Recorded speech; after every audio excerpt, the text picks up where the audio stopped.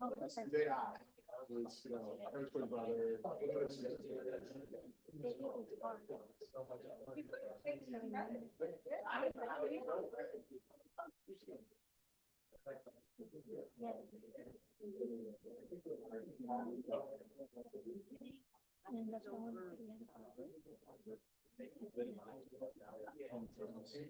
they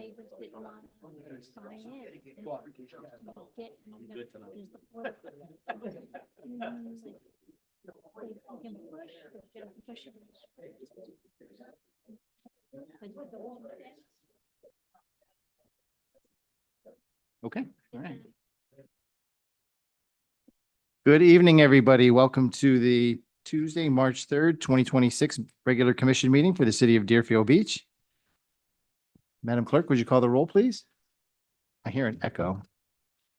Commissioner Hudak, Here. Commissioner Plout, Here. Commissioner Schnetsky, Here. Vice Mayor Preston, Here. Mayor Drosky. Here. Before we stand for the moment of silence and pledge of allegiance, I just want to announce, and if you could please keep in your thoughts and prayers during the moment of silence. The city had two long-time employees, very long-time employees that have passed away during the last 2 weeks. Dolores Sissy Betts will be remembered for more than what she did, but who she was. She brought a nurturing presence to all that met her. Having been with the city for over 25 years, she took time to get to know her fellow colleagues and kept everyone in line. That's an understatement, actually. Her quiet strength, bubbly and colorful personality surrounded all of us. Though we will go on, we will never be quite the same without her. Sissy looked over the environmental services building like it was her home away from home. Though she came in a tiny package, she was a big force to be reckoned with and left big shoes to fill. We will miss her spirit, eagerness, persistence, determination, and kindness every single day. In addition, Keisha Jones, we lost her, was a dedicated and steady member of the water utility billing customer service team for the last 20 years. Keisha was known for her calm demeanor, professionalism, and unwavering commitment to serving both customers and colleagues alike. She was a generous and supportive teammate who openly shared her knowledge and fostered collaboration, strengthening the entire department. Actively engaging in team building efforts and city community events, she demonstrated a deep commitment to her workplace and the residents we serve.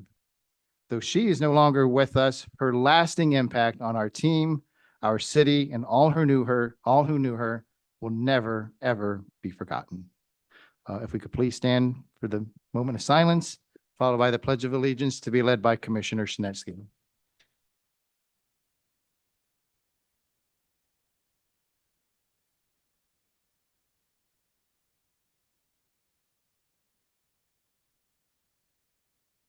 I pledge allegiance to the flag of the United States of America and to the republic for which it stands, one nation, under God, indivisible, with liberty and justice for all.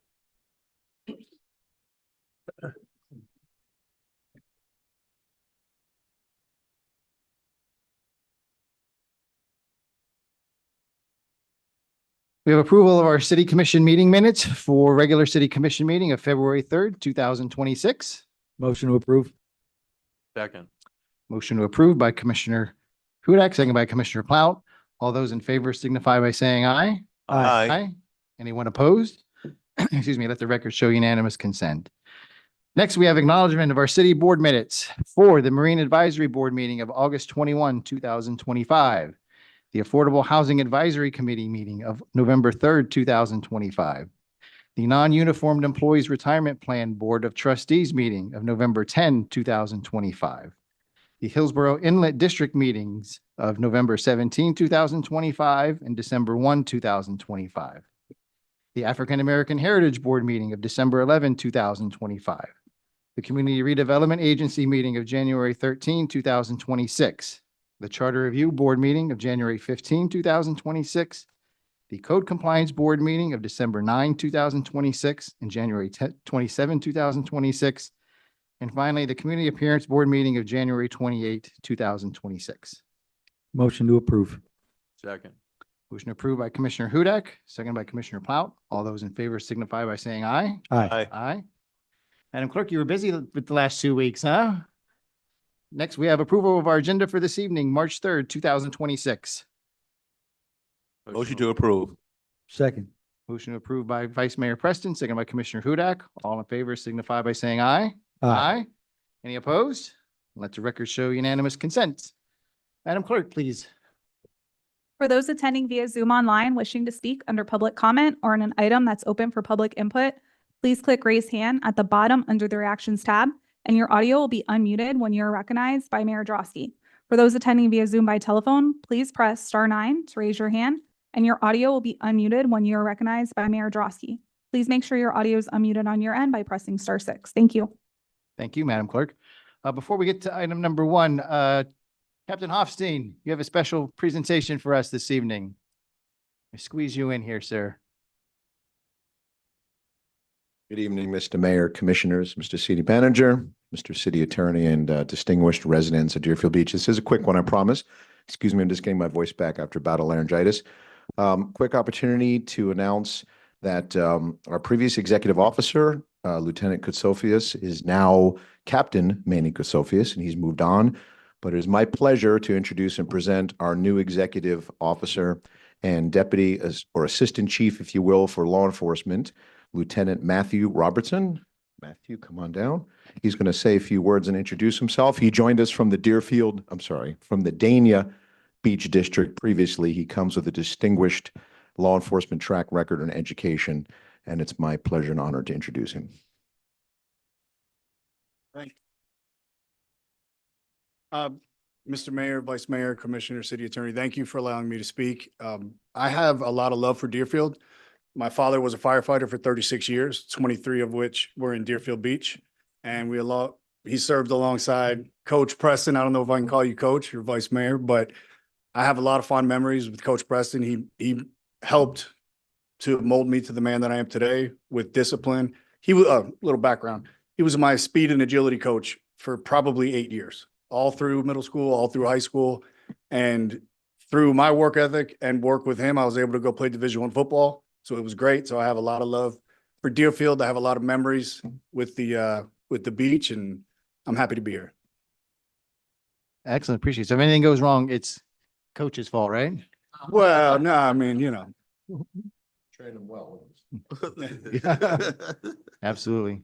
Thank you for the introduction, Captain. Appreciate that. Thank you. Mhm. Absolutely. Thank you. Thank you, Matt.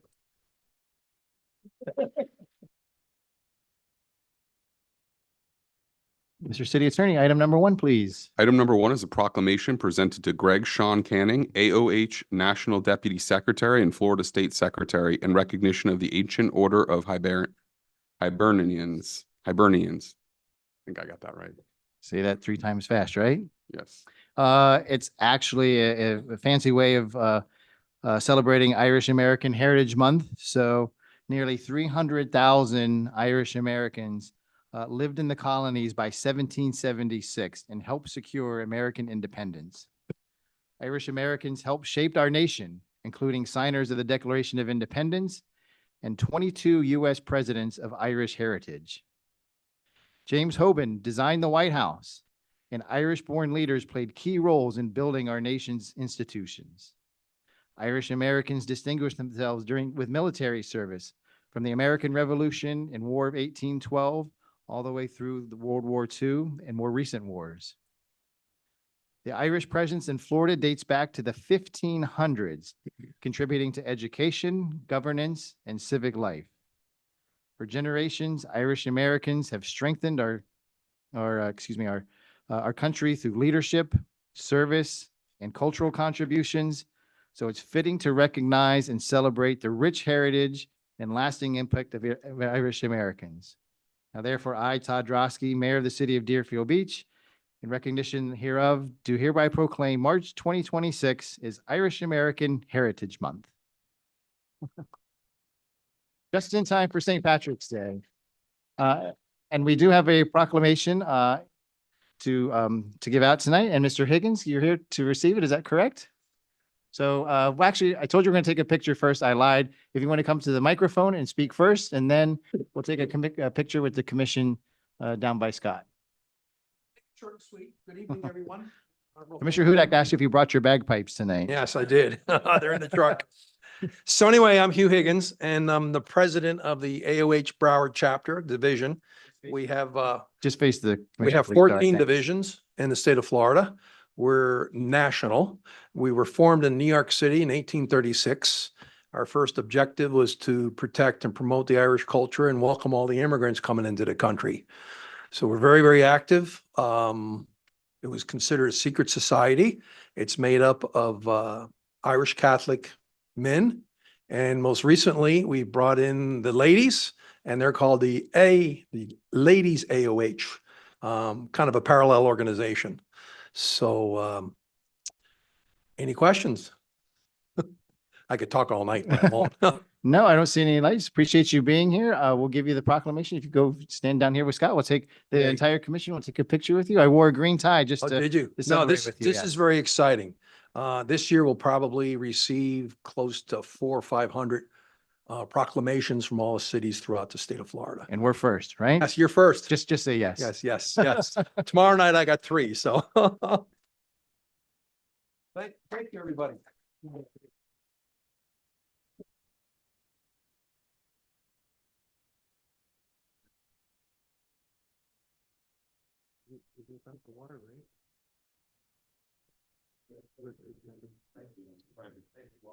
Thank you, Mayor.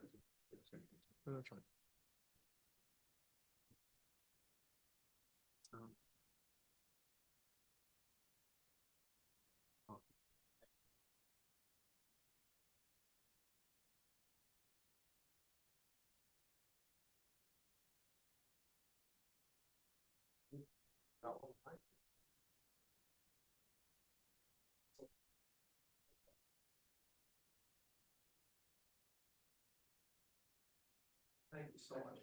Thank you, everyone. Thank you so much. It means a lot. It really does. Thank you. Congratulations. Thank you.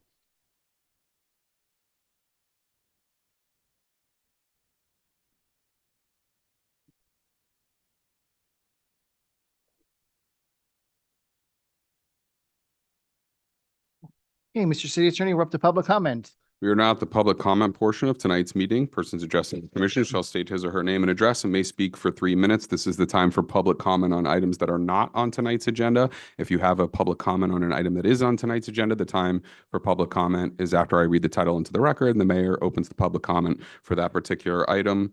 No comment shall be made related to the personal life or personal qualities of any person, and no language which would offend persons of ordinary sensibilities shall be permitted. Great, thank you. Madam Clerk, did anyone sign up this evening? Yes, sir. Tammy Lettieri and then Tula Amana. Okay. Tammy, you're first. Name and address for the record. And Ms. Amano, you're on deck. Tammy Lettieri, Coconut Creek, Florida. Broward County wants to build a dangerous sludge dryer near the North County wastewater treatment plant in Pompano, fueled by methane emitted from the dump. Beam Fur claims this is a good use of the methane, but Waste Management already extracts it and converts it to electricity which they sell to the grid to power homes. More importantly, the South County wastewater treatment plant in Hollywood uses a more sustainable and cost-effective approach to process their wastewater sludge, known as anaerobic digestion. But that's not in the cards for us, and I wonder why. Since the North County treatment plant has newly installed solar panels and may add wind turbines, it begs the question, do they really need methane to power a sludge dryer? Who benefits from this? Not Deerfield, Coconut Creek, or Pompano.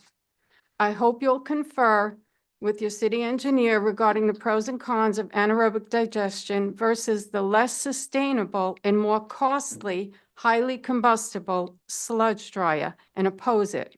Lastly, you may not know that the incinerator in Davie is reaching capacity, which is problematic because the Monarch Hill landfill will cease to be an option for us in 2027. Since we don't have space for a new landfill, we will be forced to rely on incineration if we fail at reducing, reusing, and recycling waste.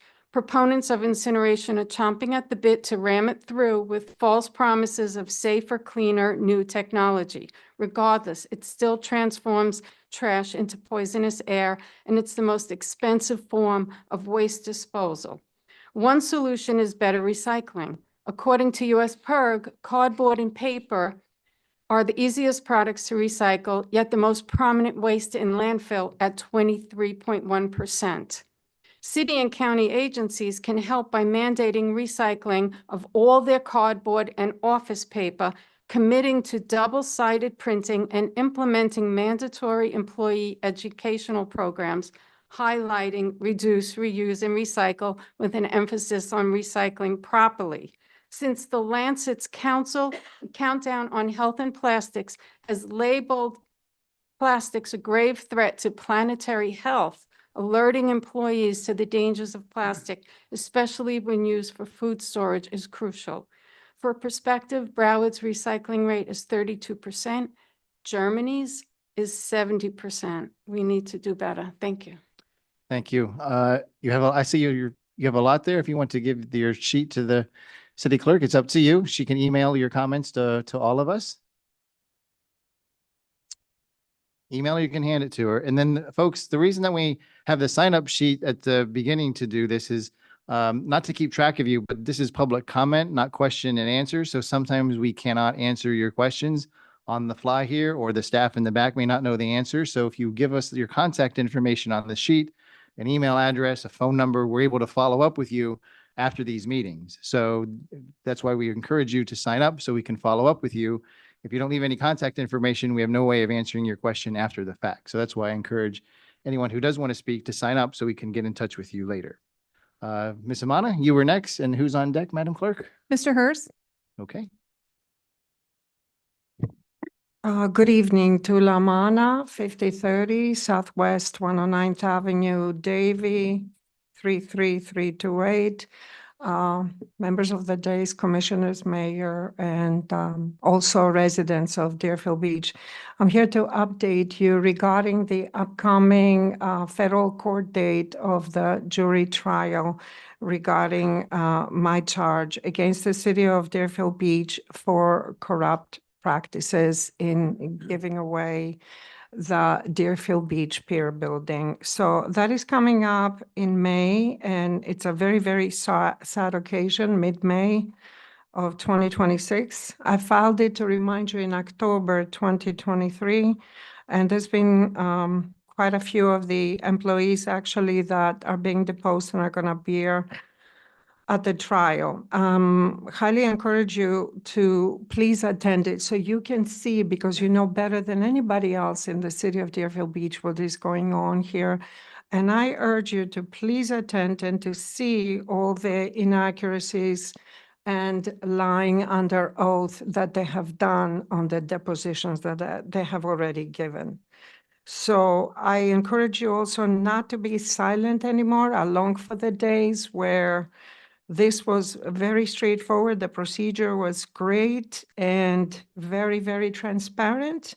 I want you to know that I'm fighting on many battles and many levels for the good people of Deerfield Beach that I love dearly. I had hoped to make Deerfield Beach my home, and I still haven't given up on that dream. So I don't want you to remain silent. I don't want the residents of the city to remain silent. And I find it a terrible coincidence that the lady before me spoke about recycling when we grounded garbage in Deerfield Beach Cafe for 10 years for compost, only to be thrown away afterwards. This is part of what we are showing in federal court.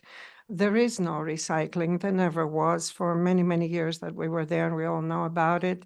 At the end, David Santucci, city manager, tried to put it in. It was way too late because it became self-evident that you're all remaining silent in the face of corruption and some terrible things that are happening. And you need to stop the employees from lying under oath. We will show exactly what has happened in the city of Deerfield Beach. Do not let the events of 2010, 2011 repeat. I urge those of you that are ethical, good members of the days. There's a lot of you. Please stop this in the city of Deerfield Beach. It needs to stop. Do not remain silent anymore. Thank you. Great, thank you. Mr. Hers, you're next, and Madam Clerk, is someone else on deck? Sedana Woodson.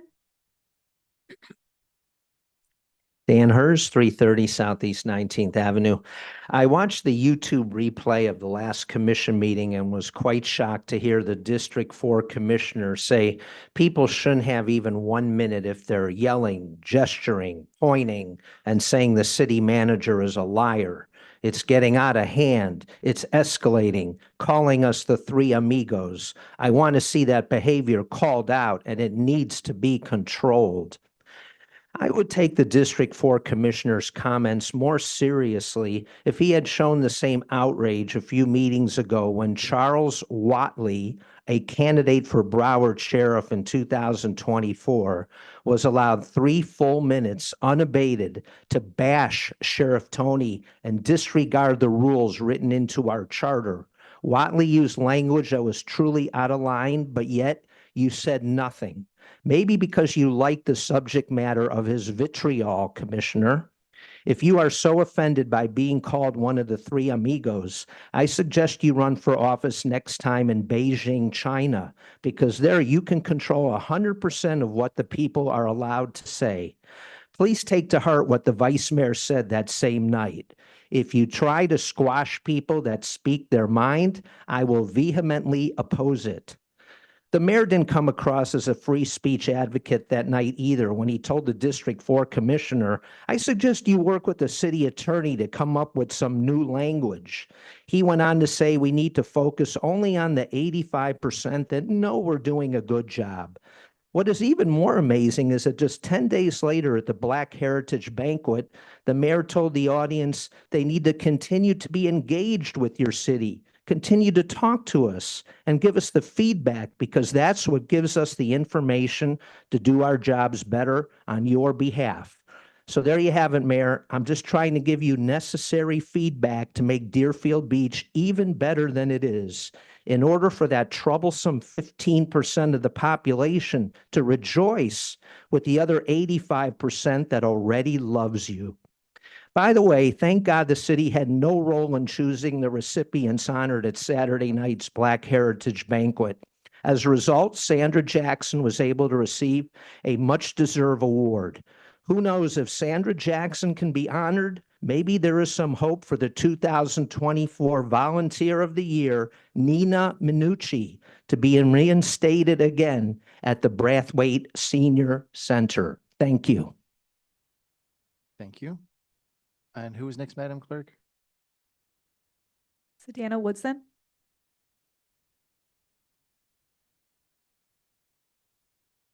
Just name and address for the record, please. Sedana Woodson, and I live at the Palms Townhomes in Deerfield Beach. I'm a little nervous. It's my first time coming up here. That's okay. Good evening, Mayor Drosky, Vice Mayor, and Commissioners. The first issue is I wanted to know the policy for hardship request with the Housing Authority. I had filed a hardship request that went unresponded to for almost a year. And then the Housing Authority filed an eviction against me. And the second thing is the unresponsiveness of the Housing Authority and being referred to people with no decision-making authority there. I had reached out to organizations like Family Success, but they were not able to reach anyone in decision-making there. And they were willing to help with when I had a financial hardship. I did go to court and the judge, allowed for me to stay. I'm current on my rent, but the Housing Authority attorney sent me a bill for $3,000. And I just want to know, who do I speak to regarding that when it was through no fault of my own? And the last one, some of my neighbors at the Palms Townhomes that weren't able to make it here would like to know about parking for the townhomes. There's no assigned parking, but if there could be assigned even one parking space, because some people have difficulty like walking further away when their unit is there's a parking space right in front of their unit. Okay, well, thank you for signing up. I assume we have your contact information. Mr. Salas, were you able to assist? If you want to go to the back, he'll raise his hand and there you go. Try and help you. Thank you. Madam Clerk, did someone else sign up next? No, sir, that was it. Okay, anyone from inside the commission chamber that did not speak would like to already? Mr. Slattery he made the move first, Mr. Slattery, and you'll be next, okay? Mr. Chansey, you'll be third. Good evening, Dorian Duff, 500 Southeast 8th Avenue.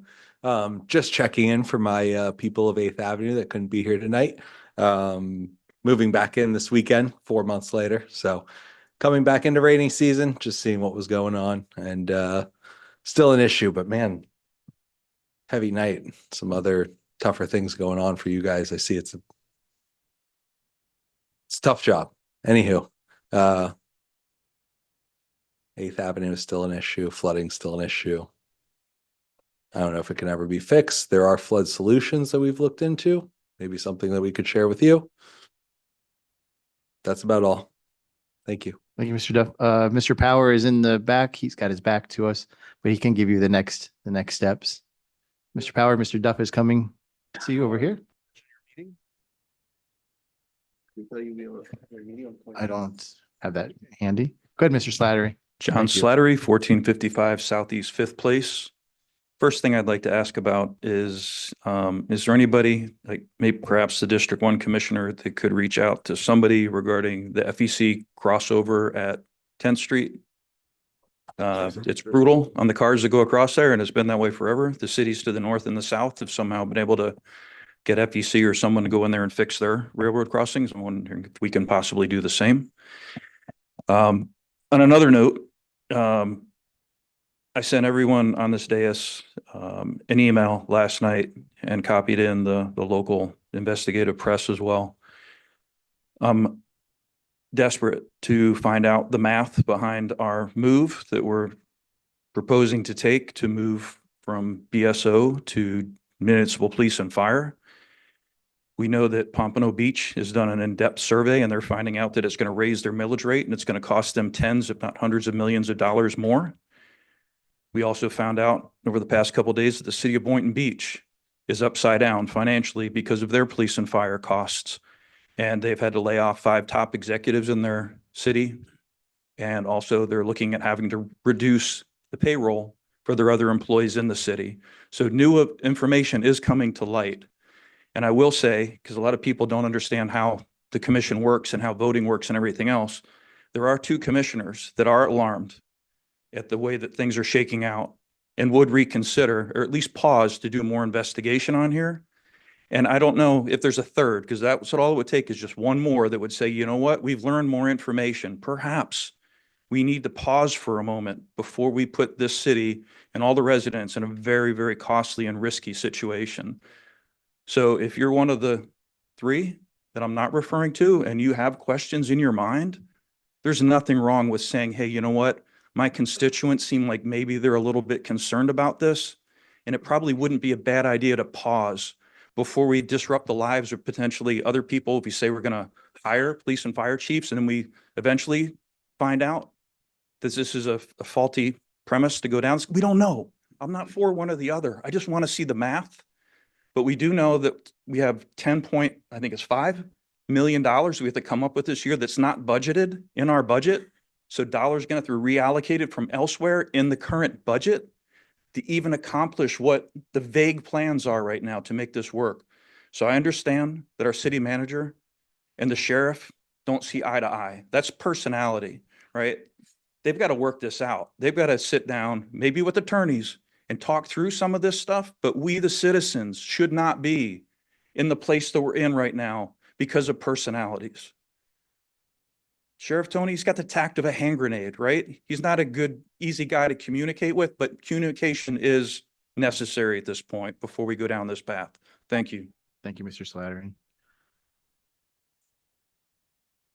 Mr. Chansey, you were next. Okay. Anyone else inside the commission chamber? We'll switch to online. Madam Clerk, I'll let you pick. The Whoever's first hand venue. is Android. Android, unmute and state your name and address for the record. Carrie Hellenbrecht, 884 Northwest 47th Street. First, I'd like to thank the first speaker tonight. It's good to see that someone else is passionate about recycling and our environment, as I am. During the last meeting, I asked this commission for an update on the Solid Waste Authority Master Plan and what steps, if any, the city has taken to increase our recycling percentage. Commissioner Shinetsky's response was limited but disturbing to say the least. Words like sludge dryer, tanker transport of methane along Power Line Road, and issues with waste management should be concerning to us all. Mayor Drosky advised he would get with me after. The room was later admonished by the mayor for asking questions during the public comment portion when these questions could be answered by contacting the city directly.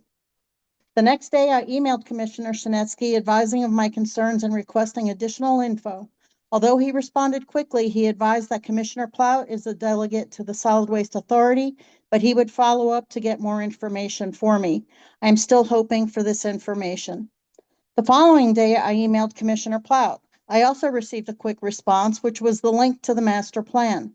I advised that I am familiar with the master plan and was looking for information on why no steps have been taken to implement the plan, and for clarification on the issues mentioned by Commissioner Shinetsky. On Saturday, February 21st, Commissioner Plout advised that the city had some sort of handout and that he would have it to me on Monday. That was over a week ago. On February 19th, I emailed Mayor Drosky asking him to elaborate for me the status of the master plan, what portions are not being honored by waste management, and what can be done in moving forward. I received no response. Commissioner Shinetsky had suggested at last meeting that residents attend the county commission meetings to express our concerns. Residents were angry last year with the Mount Trashmore expansion and did show up at the meetings. If you want attendance at the meetings again, you need to inform and educate the residents and encourage participation. I'm now requesting full disclosure on the master plan and what steps Deerfield Beach has taken to abide by this plan. On another note, I'd like to thank Code and Compliance Manager Roy Davis, who's been helping me constantly regarding continuous bulk trash that's being dumped along Military Trail. So I'd like to say thank you for his help with that. Thank you. That's all. Thank you, Ms. Hellenbrecht. Madam Clerk, next, please. Kelly Fay. Kelly Fay, please unmute, state your name and address for the record, please. Yep, Kelly Fay, 607 Southeast 7th. You guys have heard from me quite a few times at quite a few meetings. I would like to echo the sentiment of my neighbor who is also sitting there in the chamber. It's been 4 months since our neighborhood is flooded and there's still no solution. It's almost like you guys just want to sweep it under the rug. 2 weeks ago, we received an email from the city, and I don't know if it was meant to be a joke or if I should just be offended.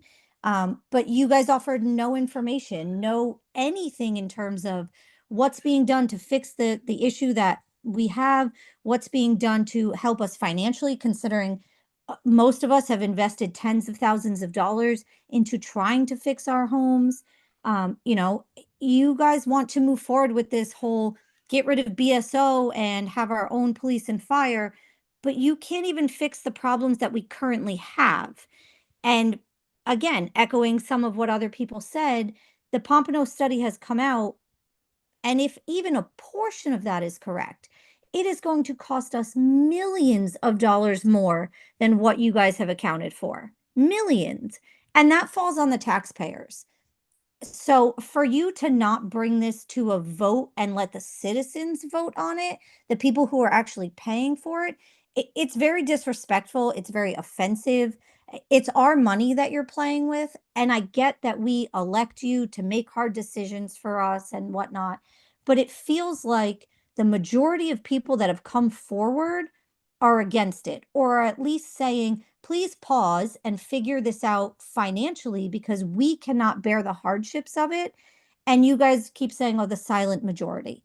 If they're the silent majority, no offense to them, but if they have something to say, they can say it, and then it should be taken into consideration. But you can't pretend like you don't have hundreds of people coming at you saying, we're against this, or please do more research before you put financial hardships on us.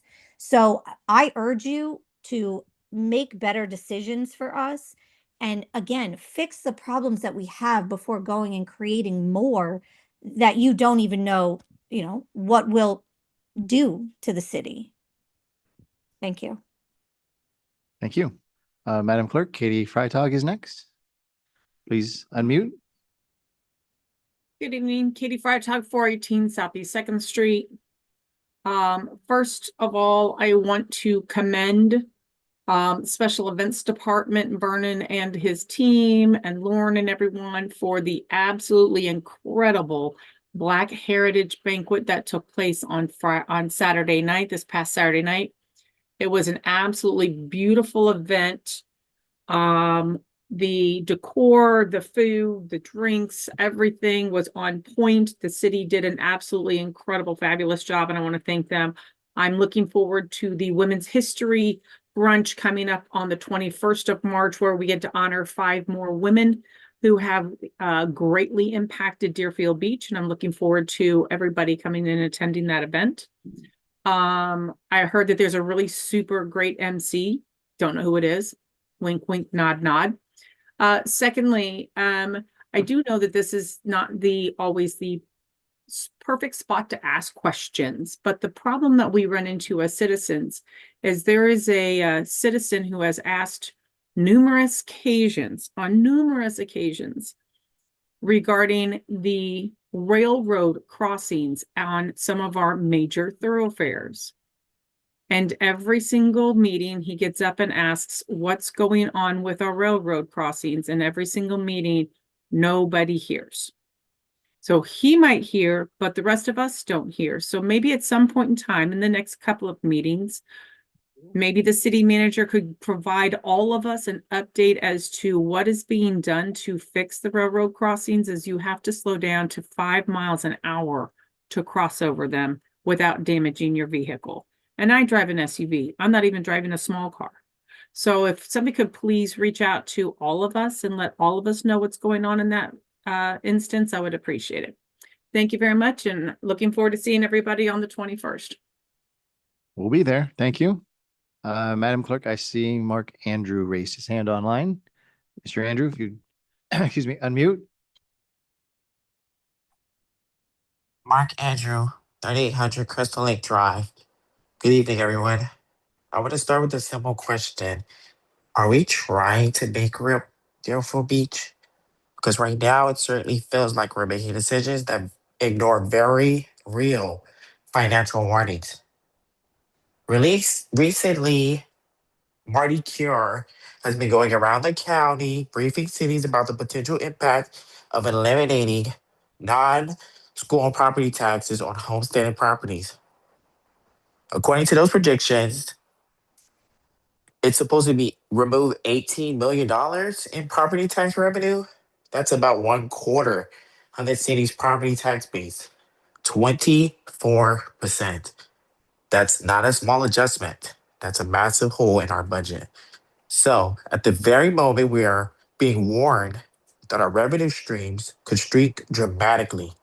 However, you are still pushing forward with the idea of starting a brand new police and fire department with our tax dollars, a decision that will require $1 million in startup costs, infrastructure, equipment, pensions, you name it, all while competing with every other police department in Broward County and Florida. That is not fiscal responsibility. With the financial stability and the public safety of Deerfield Beach. And the study being used to justify this decision, the one claiming enormous savings, has been widely criticized and questioned, yet it continues to be treated as if it's the gospel. The $1 million in startup costs has not even been addressed or included in this year's budget. The same startup costs will have to be paid with while also paying BSO. That is crazy. At some point, Drosky, Hudak, and Plout, and the doodling city manager over there, yes, we know the sheriff fired you, so you fired him back. You have to put your racist emails aside with the sheriff and stop pretending that criticism of this idea is political and or personal. Nothing in the world is more dangerous than sincere ignorance and conscientious stupidity. Ignoring financial realities because they don't fit the narrative is not leadership, it's reckless. And let me say this clearly. When residents raise legitimate financial concerns, when they question studies or when they ask the commission to slow down and look at the numbers, perhaps you should listen to them. It's called accountability. We're asking you to do what every responsible household and every responsible business does. Look at the numbers before making a major financial commitment. Thank you, Mr. Andrews. Madam Clerk, Michael Estrada raised his hand. Mr. Estrada, go ahead. It's been a couple meetings, sir. Hey folks, Michael Estrada, 1431 Southwest 6th Way, Deerfield Beach, Florida. I've been keeping up with all of the current issues going on with the latest study regarding starting the new fire and police department. And I know that we are up for a vote today. And I would just like to express just how disappointed I am in how the commission has handled this up to this point. From every meeting that I had been to, as you said, Mayor, coming before, there was always talk about accountability. There was always talk about transparency. And yet it feels like in the cover of night, you all are moving this to a vote without listening to the citizens. This is going to directly impact us and our pocketbooks. We've all heard the news about potential state property taxes being lowered, which might seem like a great thing for some of the homeowners, but we know that that's all that's going to do is pass those costs on to renters who are a good majority of the folks that are here in Deerfield Beach. We are hearing talks about some of the changes that are going to be coming, potentially being discussed about the city's charter allowing further development of the beach. Again, one of the things that we know the city is trying to do is figure out other ways to bring in money. We know that costs are continuing to rise and we have to meet that. But according to the study that we've had, especially compared to the study from neighboring cities, it's become very apparent that this is a decision-making process that has been rushed. It's very apparent that this is a decision-making process that has not been properly funded. And it's very apparent that this has been a decision-making process that isn't holding our pocketbooks and sort of our long-term health in mind. I will say that I appreciate the care that's going into it as you all speak and talk about really caring about the safety and the long-term health of our city. But it feels like, again, these decisions are being pushed forward very quickly without the proper study being done and without the proper information being presented to the citizens. I understand that, there's processes in place and not everything necessarily comes up to a public vote, nor should it. But, there has been some dissent even amongst the commissioners about how this process has gone. And I think it is, an opportune time to take a step back and really evaluate, what this is going to do for our city long term. The costs that are going to come for making a decision, regardless of direction we go, is going to be something that goes on long beyond the time that you all are up there on the dais. And I would just like to say again, I would really appreciate you all upholding those virtues of transparency and, hoping that you all make the right decision in pausing that vote that potentially is coming on board today. Thank you. Thank you. Madam Clerk, I don't see anyone else online. Do you? Yeah. Number ending in 658. I didn't see that, but thank you. 658, please unmute. State your name and address for the record, please.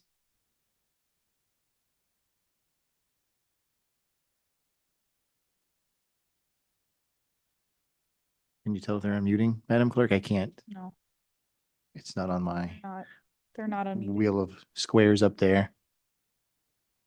Okay, this is Bernie Parnes, 3074 Harwood F, Deerfield Beach. It was worth the wait. Now, you elect a commission and a mayor to make the tough decisions.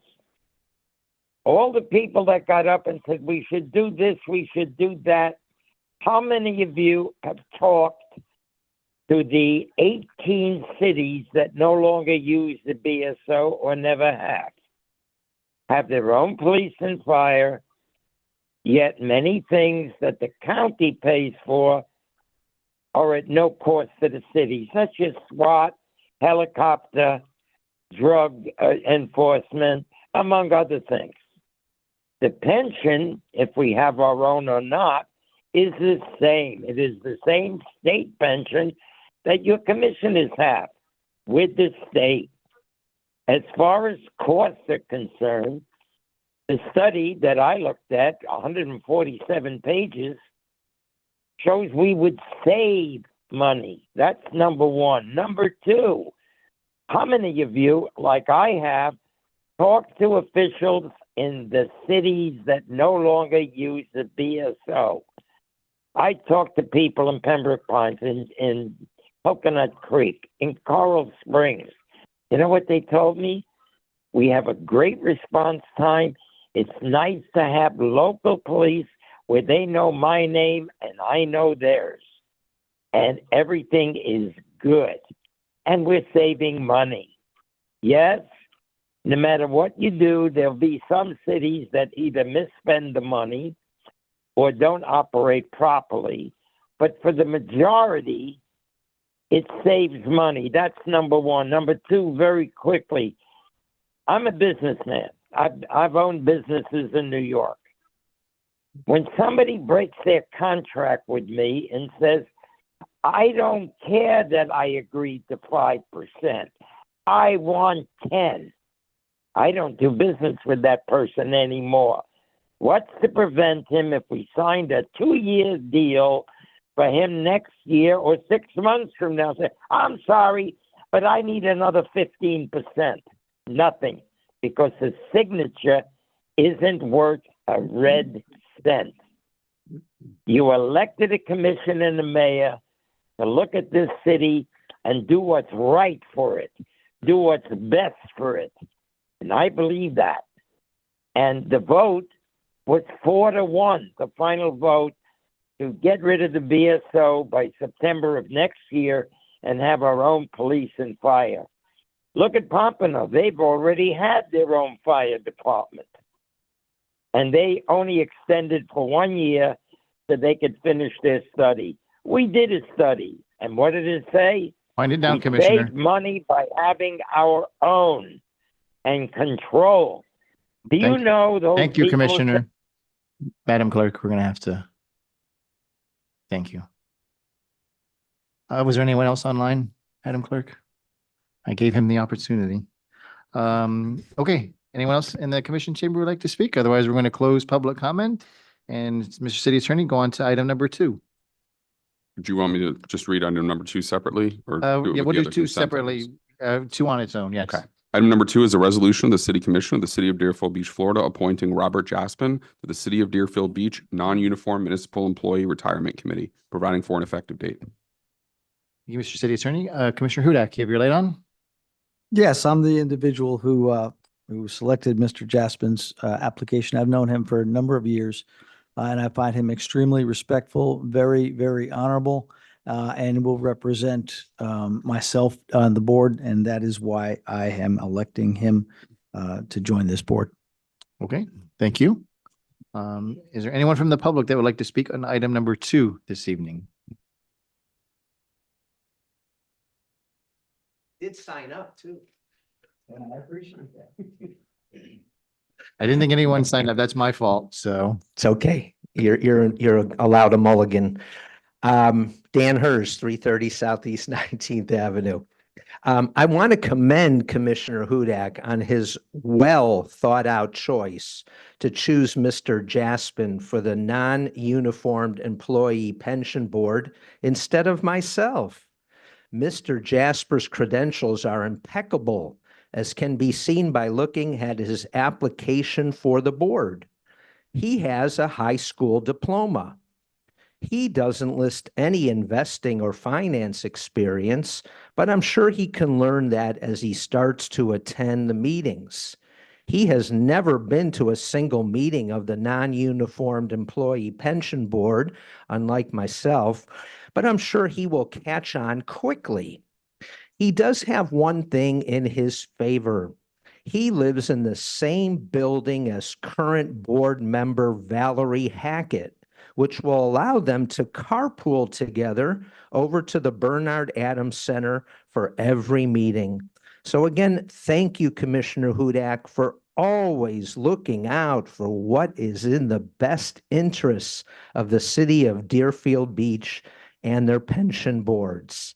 And since I have 2 seconds left, I just wanted to let Katie echo Katie Freitag's thing about the Black American banquet. It was amazing, and Parks and Rec Director Mr. Warner and Ms. Ritchie deserve a huge round of applause. Thank you. Thank you. Madam Clerk, did anyone else sign up on item number 2? Okay. Anyone else in the commission chamber online like to speak on item number 2 this evening? I'm going to close the public hearing on item number 2. Commissioner. Motion to approve? Next. Motion to approve item number 2 by Commissioner Hudak, seconded by Commissioner Plout. All in favor signify by saying aye. Aye. Anyone opposed?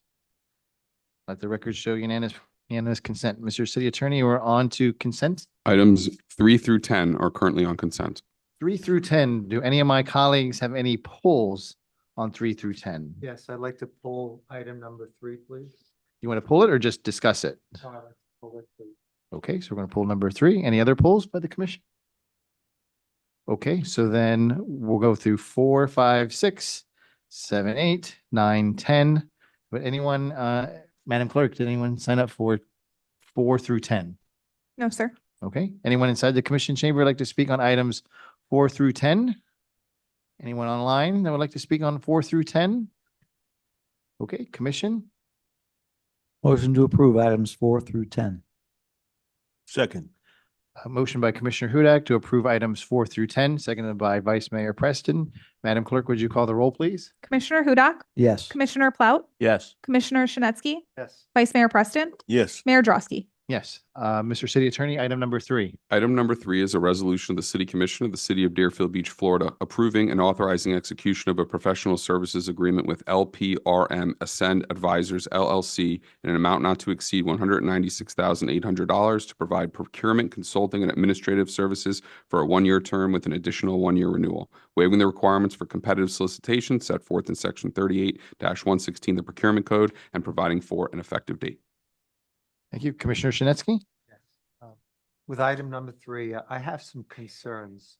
I did have a phone conversation with our CFO, Oleg, and he answered some of my questions. He sort of fleshed it out. Basically, what this is it would give a procurement management contract to LPRM Ascent Advisors. And it's a very specific service agreement. It's almost 200,000, 196, almost 200,000. That would we be setting up the procurement management. We have problems with procurement. I mean, there've been a lot of controversy about it. So this is one way of having a procurement management company come in and assist us to come up with guidelines, templates, which is a great idea. But what troubles me is this: in doing research of LPRM Ascent Advisors, and I've spoken to several of my constituents about it who follow the city commission's agenda and their backup. Their website doesn't show anything. It's a very, very generic website. It doesn't give any references. And I asked about references to our CFO, and he brought up here that, some cities that they helped with, but I don't see anything documented about it. Basically, the company is 1.5 years old. So here they'd be taking on procurement management of this city. And we do have problems with procurement, and we are trying to improve it, but there's no proven track record. There's nothing to show on the website. Now, in talking to the CFO, he said, well, but the people who made this company have a great track record, which is great. But I need to see something in print. There's nothing in the backup really about what their track record is, any testimonials. There's no way to measure this. This is a huge undertaking. $200,000 is a lot of money, from the taxpayers' money. And I can't move forward on this without more information, more documentation, more feedback. In fact, I really feel that they should come here and answer questions and be open to that. So I would suggest, or I'd like to request that we pull that item till we get more information and possibly have the owners of LPRM come here and tell about their services, because this is really going to affect the city of Deerfield Beach. I don't know how we could move forward without that transparency. I think the public deserves that. Mr. City Attorney, would you or your team like to respond? The manager. I'm looking at you again. Sorry, I did it the Yeah, last Oleg, meeting as well. City Attorney, I'm have the sorry, City CFO come Manager. down as well. And do we have any of the consultants online? I'll let Yes, you address it. Go ahead. the president of the company is online as well. So we also have the president of the company online to answer any questions that you might have, Commissioner. Okay, Mr. CFO? Thank you. Mr. Mayor, Vice Mayor, Commissioner, City Manager, City Attorney, residents and general public. As discussed in the agenda item, the city seeks to address its current procurement challenges, as was mentioned by Commissioner. The way the item was procured is we exercise the pursuant to the best interest acquisition section of the City of Deerfield Beach Code. That's how the company was selected. When we look at LPRM, their experience, they have most experience. They can provide specific services the city actually needs. There's very specific kind of services that we were seeking for. One of them, as Commissioner mentioned, is developing a database where every director or any employee of the city, as well as vendors, can go online and see exactly what they need in order to procure the service. The other option we were looking for this company to do is to provide the operational capacity to move city at the high priority, urgent, and time-sensitive solicitations. We do quite have few solicitations that they need to move forward. And I think the other, and I know the other key information was they will be coming in to do a 12 months outreach program, particularly to diverse and local businesses. So we'll look at their experience, we'll look at the specific services they're going to provide to the city.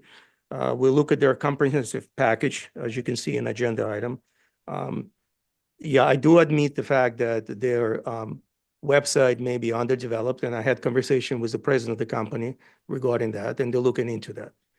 And I think the reason that Commissioner Shenetsky mentioned that they started in 2024, if I recall, that's when they organized the current company.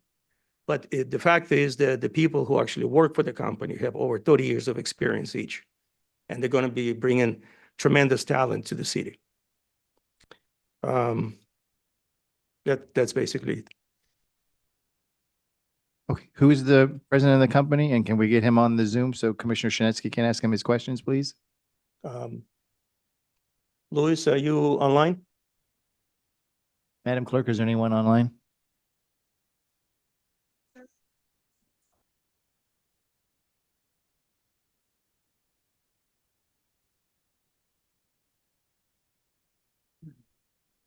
Yeah, unfortunately, I'm not sure if he's connected. I have a question, sir, if that's Oleg, if it's all right. Of course. Commissioner, my question is this: when I spoke to you, you said there were two other bidders. That's correct. You said a little bit more expensive. Could you clarify and flesh out who those two other bidders were? What experience do they have? Because sometimes, like they say, it's not the cheapest, it's quality. That's what matters, quality. Yeah, I would correct. The only thing I would correct, they're not bidders. Because we were not looking at the actual RFP in this case. It's very selective services that we're trying to procure here. But there was two other companies that were under consideration. It was limited scope of work. And one of the companies that I spoke to, their cost was anywhere from $500,000 to $800,000 a year. It was just unaffordable, and I was not going to move forward with that. So that's the beaters you're referring to. Did they, what testimonials did they have? What was their track record? What's their success record? That's what we're looking for. It's not really only the money, which is very important, but also we want success. We want to make sure that we have the best services, like they say, with the bang for the buck. So, I mean, what was their success rate? That's the most important thing, quality. So, Because you're looking at the best interest option in this case under procurement code, you're really looking at the company you're selecting. There was, once we find out how expensive they are and the limit of the services they can provide to the city, unlike this company coming in, decision was made to move forward with one company. And that's what you hear today as far as the best interest presentation. is there any way for them to come here in person and tell about their company before we vote $200,000? I mean, before we vote to take them on? I'm sorry. Mayor, we don't. Okay, all right, I'm sorry, I okay, thank you. apologize.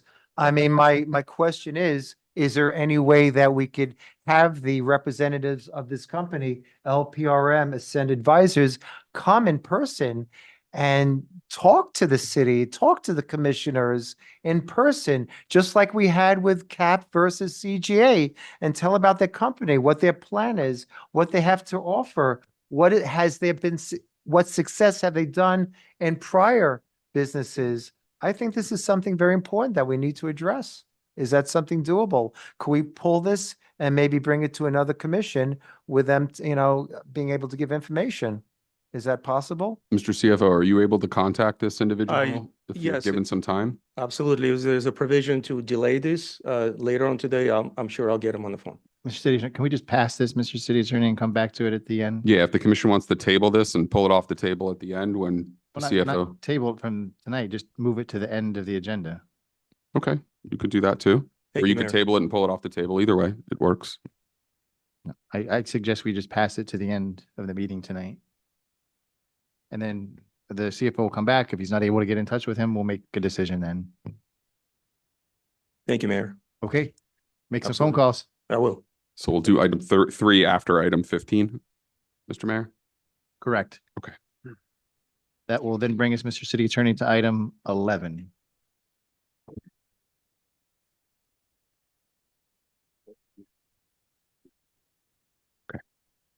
Item number 11 is an ordinance of the City Commission of the City of Deerfield Beach, Florida, adopting an amendment to the city budget for the fiscal year ending September 30th, 2026.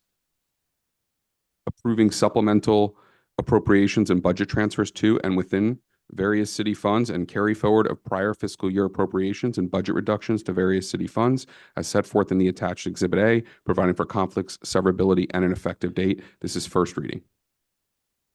Thank you, Mr. City Attorney. Mr. City Manager, who's speaking on item 11 tonight? It's also Oleg. He has, is he still, did he step out or is he inside? Okay, you can just have him come in for a minute and he can address any questions that the commission has on the budget amendment.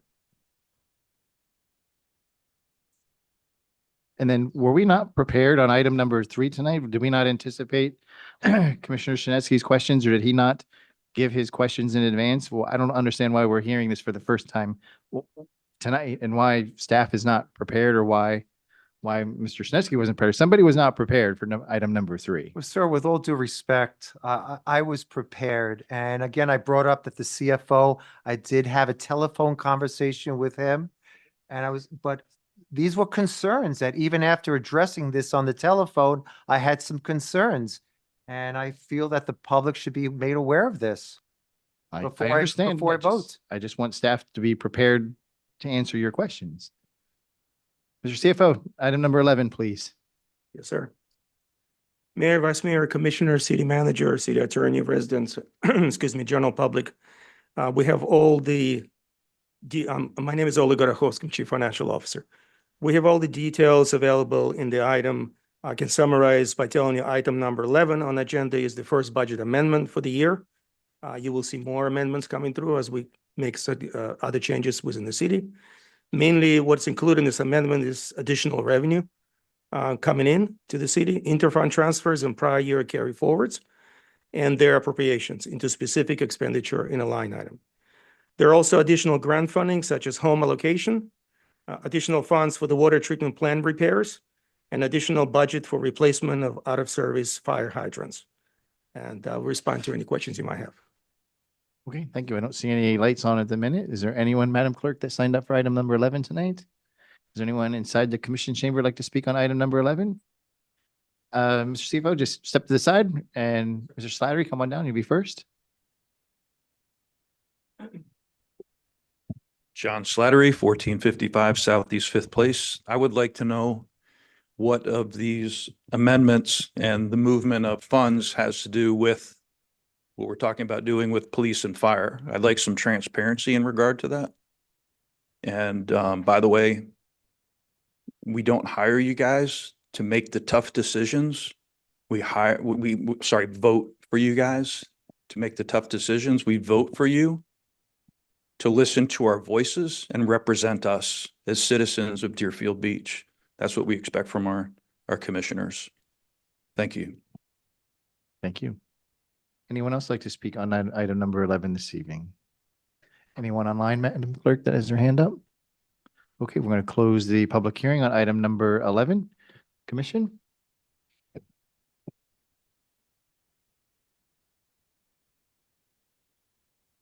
Motion to approve item 11. Second. Excuse me, motion to approve item number 11 by Commissioner Hudak, seconded by Commissioner Plout. Madam Clerk, would you call the roll, please? Commissioner Hudak, Yes. Commissioner Plout, Yes. Commissioner Shinetsky, Yes. Vice Mayor Preston, Yes. Mayor Drosky. Yes. Item number 12 is a resolution of the City Commission of the City of Deerfield Beach, Florida, approving change order number 5 with Core and Main LP in the amount of $40,895.26 for project expenditures incurred in 2025. Approving change order number 6 with Core and Main LP in the amount of $453,404 with a 10% contingency of $45,340 for a total amount not to exceed $498,744 for completion of the installation of additional meters, ratifying expenditures for the advanced metering infrastructure, AMI, and installation of water meter projects in the amount of $1,835.40, approving an extension of the project completion date from February 28, 2026 to August 27, 2026, providing for execution, conflicts, and an effective date. Thank you, Mr. City Attorney. Mr. Power, I assume you're doing the presentation tonight? I am. Thank you. Eric Power, Deputy City Manager, and maybe speaking to you as the last time as the interim Environmental Services Director. I felt that it was important that I provide this presentation as I was the one working to resolve this matter for the past year, and the insight to what I can provide to you. So, if you recall, in 2022, the City Commission voted to approve the AMI program, Advanced Metering Infrastructure Program. Essentially, the program takes away the individual reporting of water meter usage, and now becomes electronic. So the proposed plan was essentially a 3-year project. It was supposed to be completed by February of 2026, which is right about now. We're not there yet. We're just a little bit short, and I wanted to bring that to you and explain it. The original meter count from 2022 was 12,802. It's now 13,162. It's gone up a few hundred, new buildings, new uses, things like that. And then original estimated amount of the project was just shy of $5 million. So again, what is this program? We did a lot of marketing for this to let everybody know about it, going on to people's properties. Remember, this is not just single family homes. This is apartment complex. This is commercial buildings. This is industrial buildings, where we install this new sensor that you can register for to track your water. And just as a quick example to what that looks like, you can actually see in real time your water usage. So if you have a leak, or you're filling up your pool, or you're doing too much irrigation to your yard, or something is happening to your water, you can actually find out right now. You can set up alerts in the system that tells you what you're doing with your water, and being aware that there may be something wrong with the water. So it's a great feature for residents, great feature for business owners, so that they can accurately check what is going on with their water consumption. So what has happened? There were cost increases each year due to changes in installation and field issues. Those items actually went to City Commission for approval in each fiscal year, but they did not come before you as an independent item for the increase of the PO, which is what I wanted to do tonight for transparency. So the commission was aware of the fact that over the course of the 3 years, there were increases. So City Commission did approve each one of those increases during the fiscal year budget, but it was not brought to you as a separate item for the PO increase like it is tonight. So what we're asking for you tonight is for the total increase. We do need about 6 more months worth of time in order to complete the process because we have about 800 meters that are remaining. The reason why we had that many meters remaining is because of issues that were essentially unforeseen in the field. Whether we thought that the meter size was a certain size, we went out to the field, we realized it was wrong. There was a problem with that particular property that needed additional work. Essentially the meter itself is a simple fix. You're adding the meter in between the 2 connecting pipes, but there have been problems where we've had to go further back between both sides of private and public property to change it. So essentially at the end of the day, there are still about 800 meters remaining. In order for us to complete the entire project, we're requesting $453,000, which does increase the total project to the $1.9 million over the course of the 3 years. Also additional 6 months worth of time to complete it. I'd be happy to answer any questions you might have. Commissioner Hudak, I saw your light first. Thank you. I do think it's important that, we get the entire city in one system.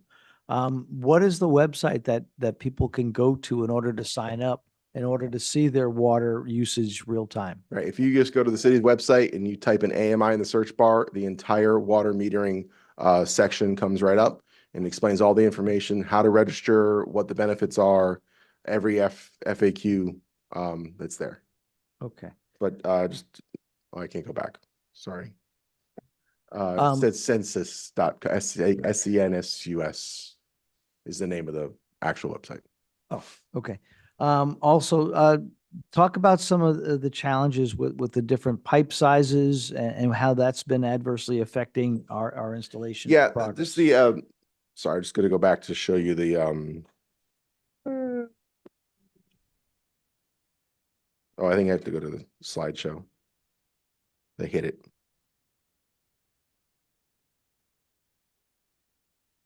It's the other one right there. It's SENSUS is the name of the website. Anyways, so we have homes in the city that were built in the 50s, the 60s, 70s, 80s, 90s, 2000s. Every one of those homes is different. They have different water meter sizes. Sometimes the commercial properties as well. You have industrial buildings, apartment complexes that have 3 units and 100 units. The city made estimates on what meter sizes we needed for all of those, and we did have mistakes made between the number of meter sizes. And so again, if you have a ½ inch, you need a 3/8 inch or a 1/4 inch, we have to replace that. There's a stocking fee. There's a new charge for a meter that's a little bit bigger, right, and the connection size. So that was one of the problems. The other issue that we had is that there were several meters at the time and in 2022 that we were not going to do. It was determined that they were too old to be improved. But during the course of the second year, the director at the time determined that we could make those improvements, and therefore she went forward and made those improvements through a budget adjustment. Thank you. Mm-hmm. Thank you, Commissioner Vice Mayor. Thank you, Mayor. I see 2 connecting points. And so how can we be assured that in the initiation of this, that the city or the installation, those that are installing, don't create a leak themselves? How do you know that when you connect, there is no leak? So there is a company that is doing the installation, and then we actually have city employees who go and do an inspection of each one of those installations afterwards. So after it's installed, you inspect that point? Correct. We've had situations where, to no fault of the homeowner, that a leak can occur and nobody's aware of it, and it just goes on and on, the bill goes Correct. up, the bill Right. goes up, and then people find themselves in problem. Will this eliminate that? This can if they're registered. And that's the thing, is getting people to register. What I'd like to do when this is all over and we have everyone completed is I'd like to come back to commission with some requests to, again, initiate another campaign to get people to register and discuss incentives for people to register, because that's exactly what this can do. It can alert you on your phone that you have a leak if you set up the right systems, the right alerts in the system. So you can check it daily, you can check it weekly, you check it monthly. That's what it will do for someone who may have a leak and not even know about it. And that's exactly right, because people can have leaks underground and not realize it. Thank you. Any other further questions? My light isn't working. I do have a question, Mayor. Good, Commissioner Plow. Actually, just a comment. I just discussed it with you a few minutes ago. I got my water bill today, and I'm still getting it in the mail. And just look at the postage, 68 cents, the statement, the envelope it came in, the return envelope, and all that. And I really would like to have a plan to get away from, mailing the bills. I mean, I get constant mail from banks that, if we really don't want to mail your statement for security reasons. Also, because it's going to cost more money, we're going to start charging you $2 a month to mail a statement and all that. And I was happy to talk to you because I've found out that people can withdraw from that are that do not wish to get a statement. Maybe they're paying their bill automatically, and they can monitor it like that, like most people do with their bank accounts and things. And also new folks that sign up. I noticed, okay, so since this program had an inception, there's been 360 more meters usage. Okay, so that's part of the Installed, cost increase right there. I didn't factor out how much that is out of the additional money. I think that's a great idea. It would save us a lot of money. When you think about sending out 13,162 bills, which we don't send that many out now because there's some people that don't do that. But I think that would be a goal if we didn't have to send out 13,000 bills every month. That would really help save some money and turn the utility capital up a little bit on that. Yeah, we so- should have a goal like that. And Yeah. and you did say there was a plan. So if you explain it to everybody, Sure. that'd be great. Sure. So thank you for bringing that up. So the water bill and the registration in the AMI program are separate but similar, right? So when you get a water bill, if you are a new resident or business in the city, we require that you do an automatic billing. But existing residents can still pay by cash or check, either at our cashier, at our Dropbox, or by mail-in. So the city would also like to look at ways in which we can incentivize residents and business owners to register for automatic billing so that we wouldn't have to do that process. And so if the commission likes that, then we'll also look at another way to incentivize residents and business owners to do that, just like we're looking to incentivize them to register for the AMI program. Thank you. Thank you, Commissioner. Mr. Powell, I mean, I get it with respect to the differing pipe sizes, the new number of locations, the age of the buildings. I mean, of course, there's going to be some tweaking that needs to be done with the program. My question is to you, is this it? Are we done? This is it. I We're don't want done. this to be another, peer situation. Yep, So no, this is it. We're done. It's going to be something that we really should be proud of, that we've, moved forward into becoming a smart city to have this type of program in the city.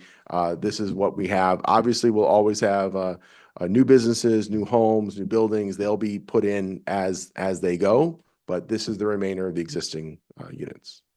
okay, thank you very much. Thank you. We do have to open it to the public. So is there anyone, Madam Clerk, did anyone sign up for item number 12 this evening? Mr. Hers, And anyone on deck? I'm sorry. Nobody signed up, sir. Okay. Anyone like to speak on item number 12? Madam Clerk, did anyone have their hand raised online? Ms. Clerk Reed? Good, former state representative, unmute, please. Yes, Gwen Clark Reed, 1430 Southwest Sixth Way, Deerfield Beach. I don't think that waiting until all of this is completed to have an education to the residents about how they can utilize the mechanism of checking their water. I think that's something that should be started immediately, because this is the first time I'm really hearing that residents can go online somewhere and check something with AMI. I think that the residents are due that kind of response and education immediately as far as their water bills are concerned. And as far as sending out the water bills, I want you to continue to send out water bills. Let those residents who want to have their water bills mailed to them continue to have them mailed to them. Those who don't, they don't have to have it. But I really think that there's been some kind of a delay in letting people know about registering with this AMI and being able to follow their water usage online. Thank you. Thank you, former state representative. Excuse me, Mr. City Manager. Maybe we can have the Bucky Graham have those instructions in an upcoming newsletter. We will. And I know that there is some instruction that goes out initially, but people are very much trying to get used to the new system. So sometimes they ignore that part of it. So we will make sure and get some of that more educational material out. Okay, great. Thank you. Madam Clerk, are there any other hands online? Mr. Chancey, you want to speak on item 12? Come on down. Just name and address for the record, please.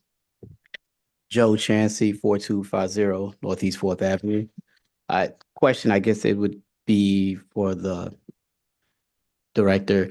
For the residents that still get their water bill from the county, will that be a AMI deal? And I guess, I think it's like 30,000 residents that's still with the county when it comes to water. Is there any plans on switching it over to county, or is it always gonna, switch it from county to city, or is it always gonna be a county deal? Thank you, Mr. Chancey. We're not done with public hearing. Anyone else?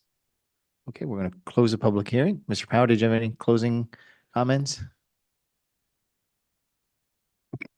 Just thank you. Yeah, Mr. Chancey brings up a great point. So for anyone who doesn't know, about a third of the city still receives their water and their water billing from Broward County. I do not expect that to change. So we're only referring to City of Deerfield Beach water services. Some of the changes that we have made is if you go to our website right now and to water billing, you can actually type in your address and it'll pull up a map and it'll tell you if you're in the city or the county's water district and who to contact, because that is a confusing point for residents that don't recognize that maybe their water might come from a different source. But I never expect that to change. The county will probably always keep that. And just the other quick question is we actually did advertise the AMI program for 12 straight months. But because we don't have everyone online, we haven't been able to fully advertise that. We have had people say, hey, can I sign up for this? And they haven't actually received their water meter yet. So that's the reason why when we're fully completed, I want to reinstate this again. Okay, no problem. Doesn't hurt to keep reinforcing it. Thank you. Thank you, Mr. Power. Commission? Motion to approve.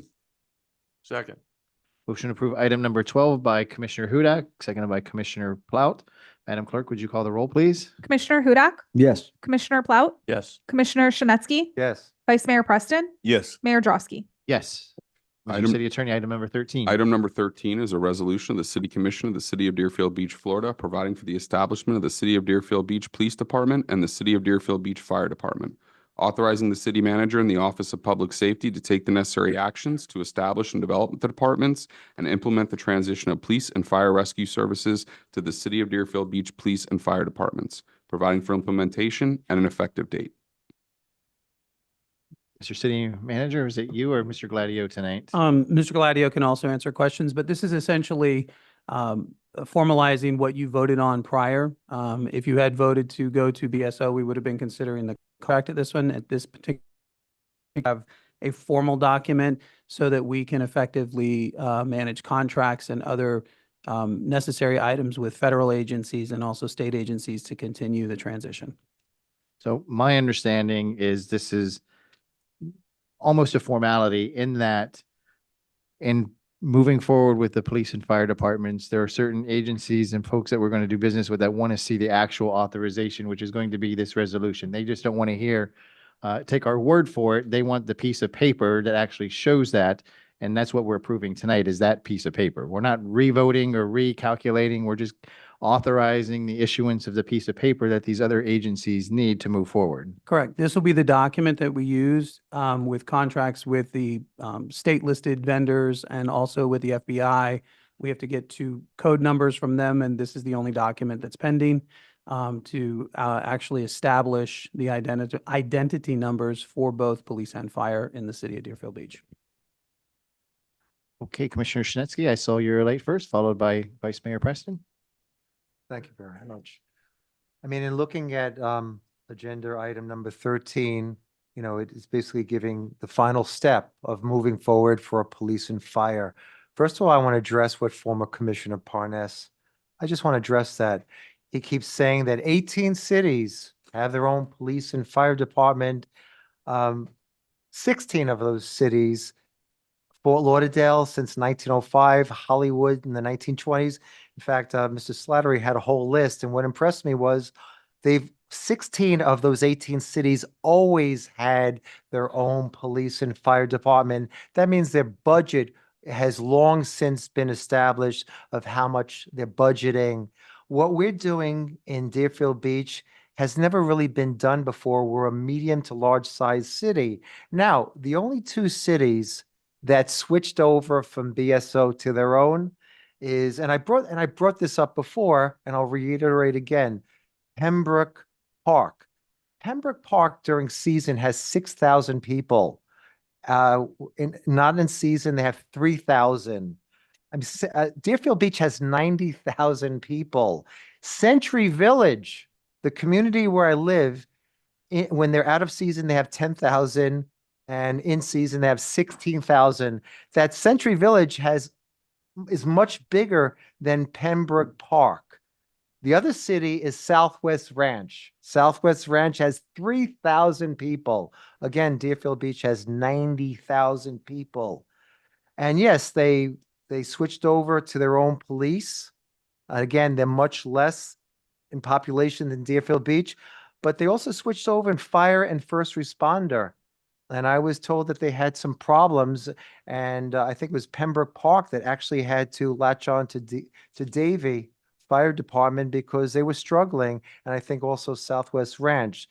So their fire and their first responder was not a success. So I think that answers Commissioner Parnas's statement. Also, you know, he lives in Century Village. He knows that people in Century Village, senior citizens, have limited resources. They don't get income anymore. So they have limited resources, and in outreaching and doing research on these 18 cities that have their own fire and first responder, their assessment fees are almost double to what we pay now.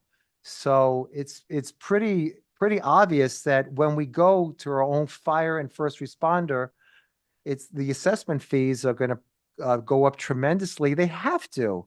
And that's going to hit the residents of my community, Century Village, the Meadows, in their pocketbook. And that's what they're worried about. So I want to bring that up. Also, he keeps on saying the sheriff broke the contract. He broke the contract. For 35 years, we'd have a relationship with Broward Police. And for 16 years, we had a relationship with Broward Fire. And for most of those years, we've had a very good, productive relationship. And Commissioner Parnas is a leader in the Democratic Party. He knows that at the end of the year, we're going to have a new governor.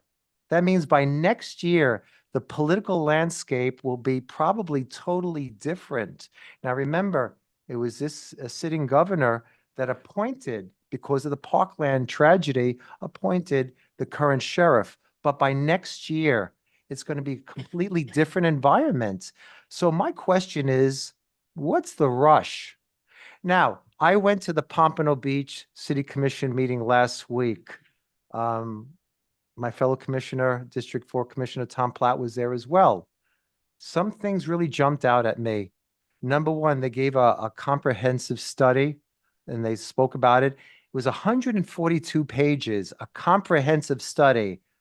Our study, and I don't understand where Commissioner Parnas was saying it was 147 pages. Our study was only 12 pages. It had backup, but the study was only 12 pages, whereas the study, which was 9 months, very comprehensive by Pompano Beach, and it was only involving police. We have police and fire, was 142 pages. Big difference between 142 and 12. Big difference.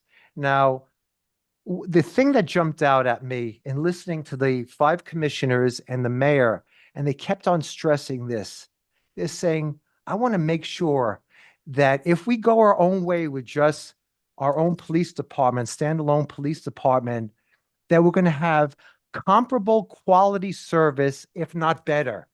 That's the litmus test. I want to make sure that we have quality service that we have right now with Broward County, with BSO police, or better if we go our own standalone.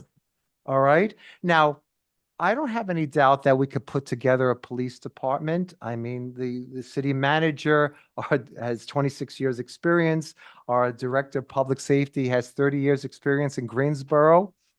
But will it be quality service? Maybe. I hope so. But what concerns me is this: the fire and the first responder.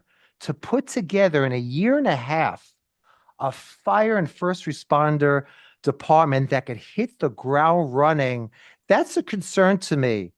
My District 3, and I live in Century Village, and the Meadows is also senior citizens. Century Village is senior citizens.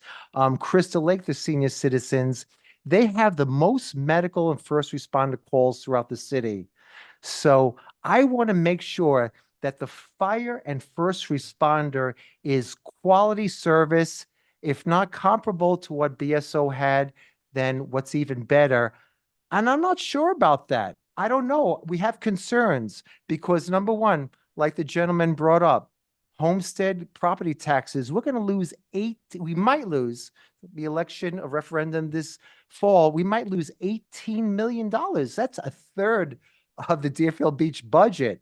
Also, and I brought it up so many times, Southwest 10th Street, major state construction project in my district, major construction. So I'm worried. I want to make sure we have quality first responder and police and fire service, because there are going to be accidents. There are going to be problems. I don't want it struggling and it's going to affect my community. And also with Boynton Beach, I mean, it's been in the news. Basically, they overextended their police and fire expenditures, and now they have to lay off staff. I mean, that's a concern to me. These are things that really need to be looked at. Now, the day after I went to the Pompano Beach City Commission meeting, I contacted the mayor and I contacted 4 of the commissioners, and I was able to speak to the mayor and 2 of the commissioners. And what they stressed was, this is a major policy decision. It's going to affect people's lives. Public safety is the most important thing. We need to analyze this. We need to study this report. And City Commissioner Beverly Perkins from District 3, because they have Raf Tellis, which did the comprehensive study. They had the Institute of Public Policy, which also helped out a little bit. She said, maybe we should have a 3rd study. This is such an important matter that maybe we should even have a 3rd study. And, she said that. So, I'm asking, what is the rush? I love history, and I wish I can go back to April 1912. And what happened in April 1912? The Titanic. And I wish I could go to Captain Smith, and I wish I can grab him by the shoulders and say, hey, slow down. You're going too fast. It's pitch dark out there. There was no light out there. He was getting warning signals from other boats that stopped, saying there are icebergs all around. You're going too fast. Slow down. What's the rush? it's danger. And because of him rushing, basically 1,700 souls were needlessly killed. Now, I don't mean to be so dramatic. All I'm saying is this is very, very important. It's a major policy. It's a major thing from the city. And it's not only police, but it's fire and first responders. And I have concerns. So all I'm asking is, let's slow down and really examine this. Excuse me, no, this is not a pep rally, folks. No cheering from the audience. It's a business meeting, ma'am. It's a business meeting. Vice Mayor Preston? Thank you, Mayor. Number one, let's keep in mind, unless this is put back on the table, a vote has occurred and it's moving forward. You put it back on the table, then we can talk about it. But I do want to say that, and it's something that we all have to face, is that the residents of Deerfield Beach is not confident with this commission. It's not confident with this commission in a couple of ways, in protecting them, with the fire department and police department physically, and then monetarily. And when we have our resident not confident, we have a problem. We have to acknowledge that problem. When you hear all of the people comment, we're hearing one theme, and that is, I don't really know what's going on. We need to look at it. We can choose to ignore that, but we shouldn't. We need to understand that the people are speaking to us. When I listen, I don't listen with just the naked ear. I listen with the second and third ear. What am I really hearing? And what I'm hearing is that people are not confident. Our first priority as a commission has to be right now, it's not with our fire department and establishing that, it's not with our police department. I think that with what we're hearing, our first priority needs to be restoring confidence in this community. And we need to ask ourselves, how do we do that? Because we're marching ahead and nobody's really confident in our decision-making ability. I'm getting calls every day, and I know you're getting them too, about the FD and police department and that cost. And one of the things that's really disturbing, and I know that it's challenging, because nobody knows what the actual cost is. And when I asked the consultant, what is that cost? He didn't know. That's a problem. That's a problem. So what is that number? That number remains elusive. We don't know what it is. And there are people that will probably embrace the idea if there's some source of mendacity being played out here where there's untruthfulness, shadiness, and that sort of thing.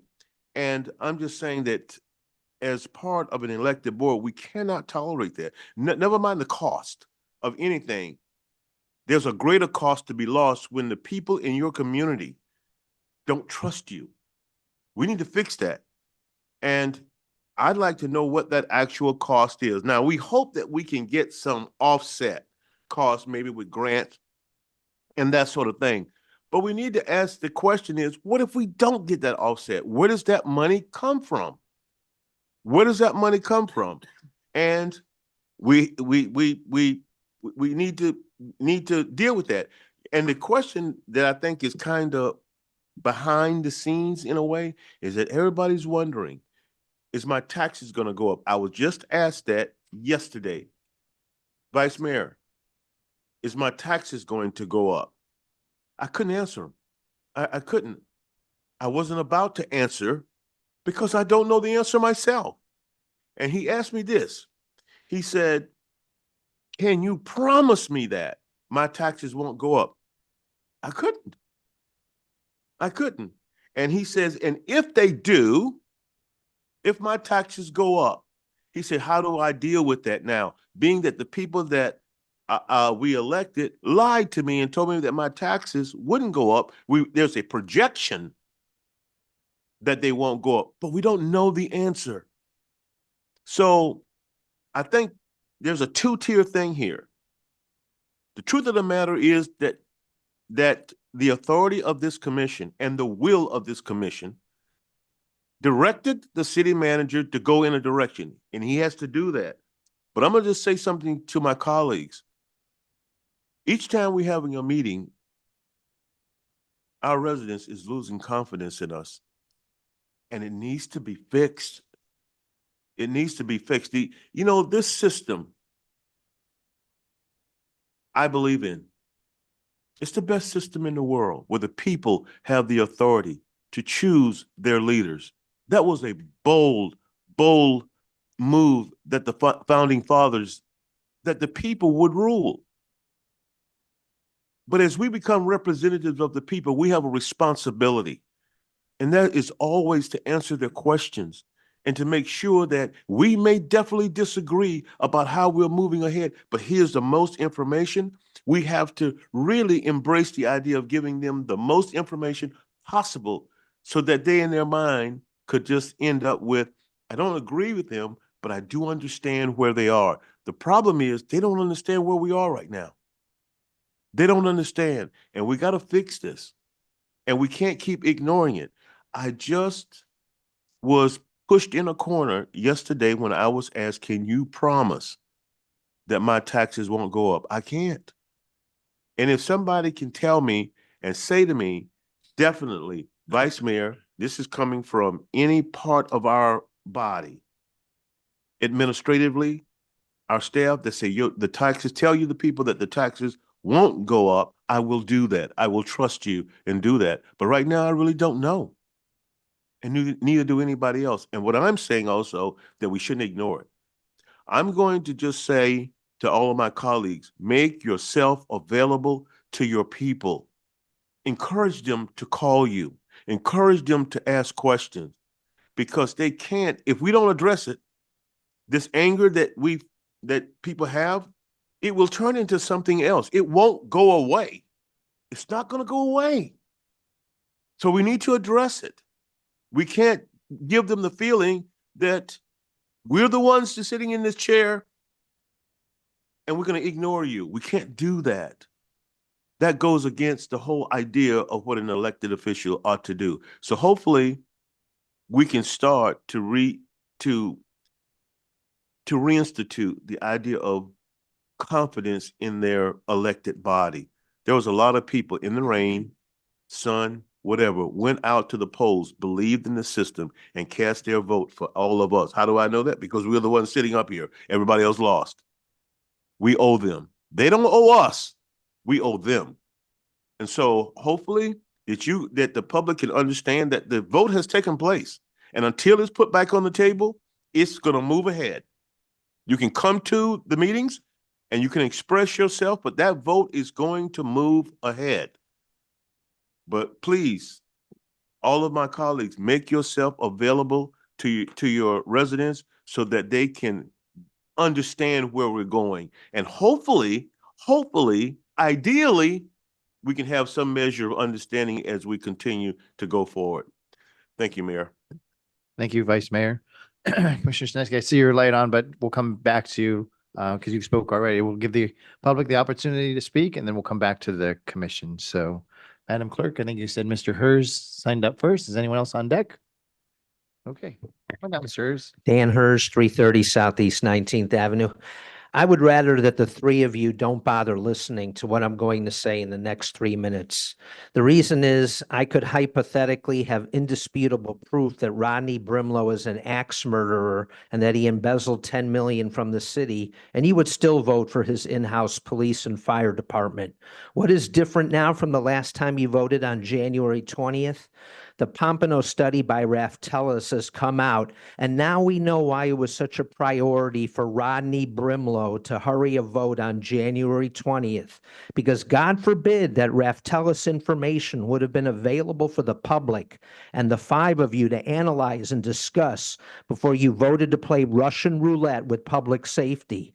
Why take into account the Raftellus study when Deerfield Beach had no problem accepting and basing their decision on a $2 2-month study by Stockton Reeves, the same Stockton Reeves that the Commission on Ethics found violated the Florida Constitution and Florida statutes and was publicly censured and reprimanded by Florida Governor Ron DeSantis. Does anyone know what the Raftella study revealed? The District 4 Commissioner knows because he was in the audience on February 24th when the Pompano Commission released the Raftella study to the public. Did he tell Rodney Brimlow that the Raftella study revealed police department startup costs would be $24 million greater than the Stockton Reeves study? Did he tell Rodney Brimlow that the Raftella study showed annual all-inclusive cost per police employee was 36% higher than what Stockton Reeves came up with?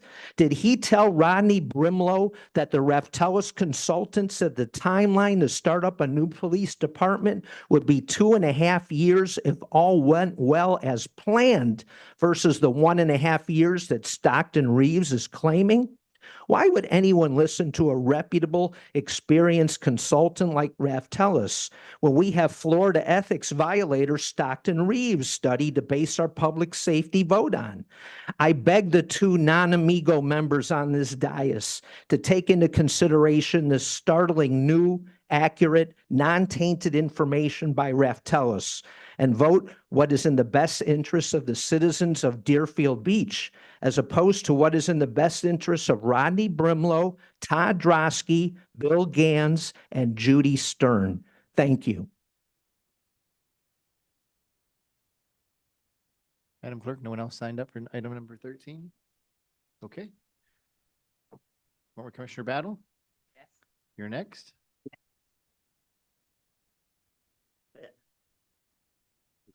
Gloria Battle, 1240 Southwest 6th Way. Captain, could you keep an eye on that? Because that was very unhinged. Yeah, And I don't think any of us feel safe in here with that kind of conduct. thank you.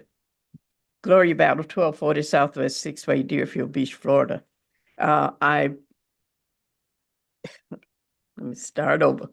I know that's part of my 3 minutes, but I'm not going to take 3 minutes. In terms of what's on the table, gentlemen, you have something that's been approved. And from my understanding, all we need to do is just get this letter out one way or the other and go on. All this other stuff is just taking up time. Let me say this. Number one, taxes are going up all over the place, one way or the other. You have a whole slew of taxes that are coming out of Tallahassee. Are there any of our citizens who wrote to Tallahassee, wrote their legislators or whatever to oppose those taxes? I did. I'm pretty sure that not too many people did that. Number two, some of your residents will always, you have to remember this, they will always be distrustful of and any decision that you make. So you cannot sit on that dais and make a decision and think that you're not going to have any citizens in this city that's not going to be, that don't trust the decision that you made. But you must make the decision based on your information that you have and based on your conscience one way or the other. And my last point is, I don't have one student in the Broward County school system. Your taxes are going up. Are you opposing those? Are citizens opposing those taxes for the school board? I think not. Gentlemen, we need to look at what's ahead of us, what we have said that we want to do, and we need to move on. Thank you. Thank you, former Commissioner. Anyone else in the public, in the chamber would like to speak on item number 13 this evening? Peggy, you coming to speak? Okay, and then Mr. Lattery, I see you on the switch there. You'll be next. I'm Peggy Ross, 103 19th Avenue, Deerfield Beach. This is just not from any studies or reading or whatever. I am a brand new Florida resident as of August. I've spent my entire life as a New York resident, 30 plus years outside of Albany, New York. We had a Guilderland Police Department, our own town police, and they were there anytime we needed them. We had a volunteer fire department, and they were terrific. When there was a fire, they came. And our ambulance was paid. They saved my husband's life once and my daughter's life twice. So having your own can be good. It doesn't have to be a bad negative. Everybody looks at it kind of as a negative thing, but you know, I had no problems in the 30+ years I lived there. I do believe now you can't get volunteers to be firemen, and that may change, but I said it all worked great. Thank you. Thank you, Mrs. Ross. Mr. Slattery, you're next, please. John Slattery, 1455 Southeast Fifth Place. I don't have a preference for municipal police or BSO. I have a preference to actually know the numbers and know the impact, know what this is going to mean on a scale, whether it's dollars, but also that it's actually being thoughtfully built out because lives are in danger here. I also own a property in Boynton Beach. I'm aware of what's going on there. Are you guys aware that they're actually, in addition to the public disclosure that they're going through layoffs and everything else, they're actually considering now moving from municipal police to county because they can't afford what they're doing at the municipal level.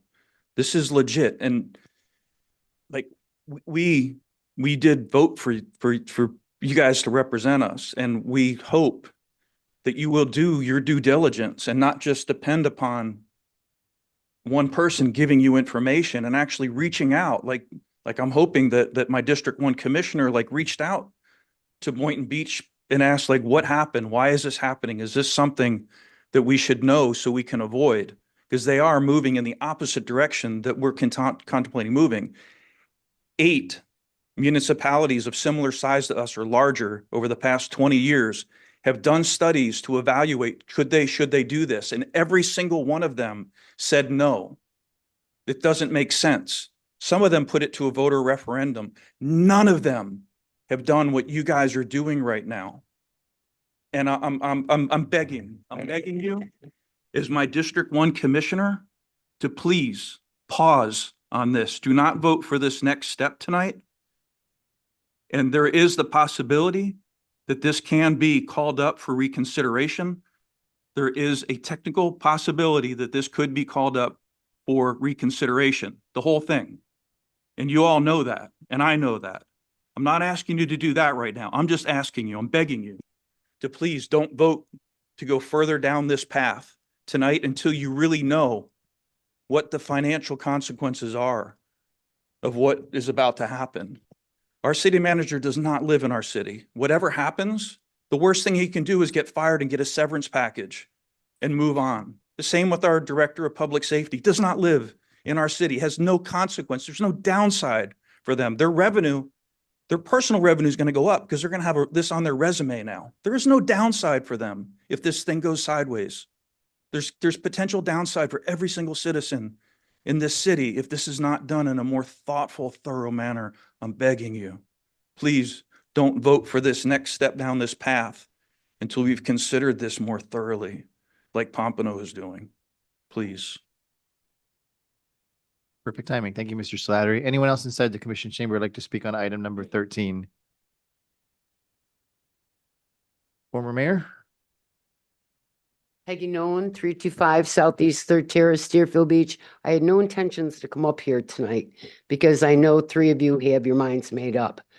But after you've heard Mr. Slattery and Ben Preston, your vice mayor, we don't trust you. This is the first time in 45 years that I've lived in the city that I don't trust the commission. Mike, have you had any meetings in our district to tell us how much it costs? Do you know the amount of money it's going to cost us? Well, why isn't it being shared? Commissioner, I'm sorry, don't answer me, but have a meeting. Have a meeting in the district and let the people know. They're not happy. They're not happy. But don't make a decision tonight. What's the rush? You sat in the Pompano Beach meeting, Tom. I saw you on TV because I watched it. You sat there. And don't tell me your friend Dan next to you didn't tell you to listen to it. You need to think about it. You're talking about your neighbors, the people that live next door to you, what it's going to do to them. We don't know. We do not have numbers. And Vice Mayor couldn't have put it better.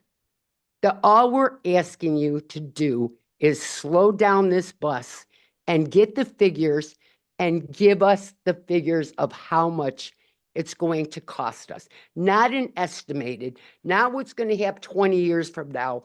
What's going to happen when you start going out? We need those prices. Everybody in this room wants, except a few people, maybe one person. All right? Please do this for us. That's how the earth isn't, or we're not going to come to the end of our lives tomorrow. Just take your time. Never in the history of this city has anything this dramatic taken place without the input of the people of the community. I'm standing up here shaking because it's, excuse me, Gloria. I didn't talk when you were talking. Address the commission, please. I know, you didn't stop her, but I'm just asking you. Again, Tom, you have to look at your neighbors. You, Mike, you have to look at your neighbors. We're asking you to do, we put you in office. The people in District 1 put you in office, and they're very angry. They're very angry.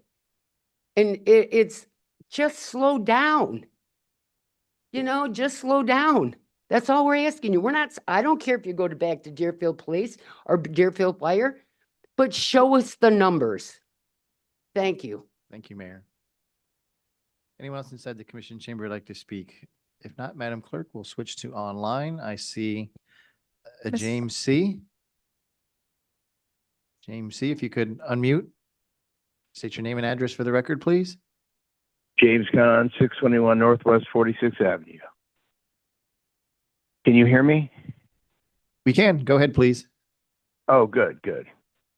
Okay, so I've been listening to shocking commentary by Commissioner Shinesky, who voted to leave BSO and go with our own police and fire department. So, it's, I don't understand how he could then reverse position tonight and liken our city council and our city to the Titanic.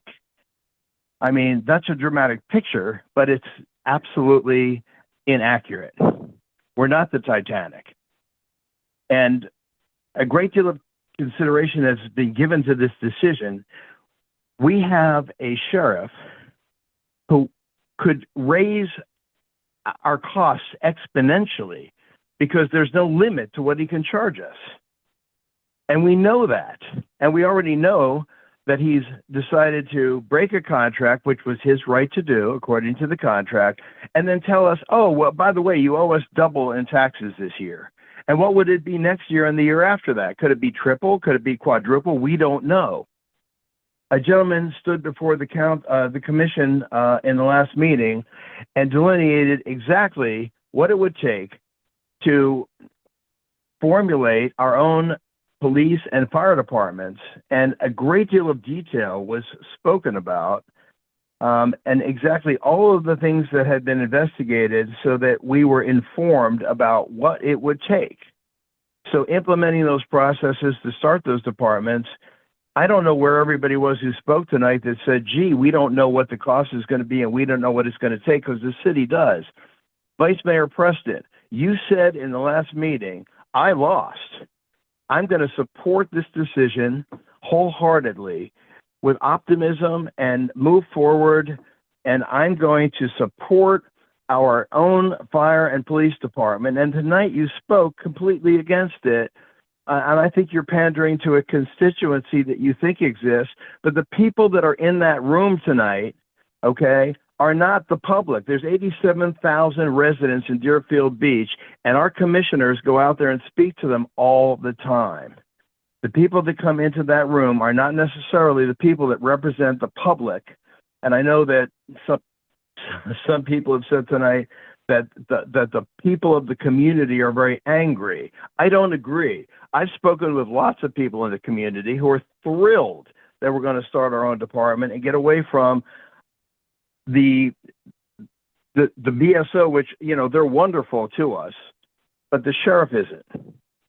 And so I say to you, we can sit here and listen to this Wind it down, please. tomfoolery and foolishness about, you know, people are angry and listen to the one-sided characterization that's happening in our audience tonight. Or we Madam consider Clerk, we're the gonna have actual to- facts We're gonna have to, that were presented in thank you, Madam Clerk. Katie Freitag, I see her hand next. Could you unmute her, please? Yes, and former Commissioner Bernie Parnas as well. His hand is raised. Okay, he'll be on deck. Good, Katie. Katie Freitag, 418 Southeast Second Street. I am for us having our own police and fire department. I am for us having the numbers so that we know exactly, or at least have a somewhat better idea as to what it's going to cost for us to do that. I prefer that we have a little bit more control over the departments for ourselves, managed by ourselves. I don't know, with everything that's going on right now, if that is the best idea due to the lack of the potential that the taxes are going to get removed and we're going to have to really figure things out. But that's across the board. Everybody, every city in the entire state of Florida is going to have to go through that.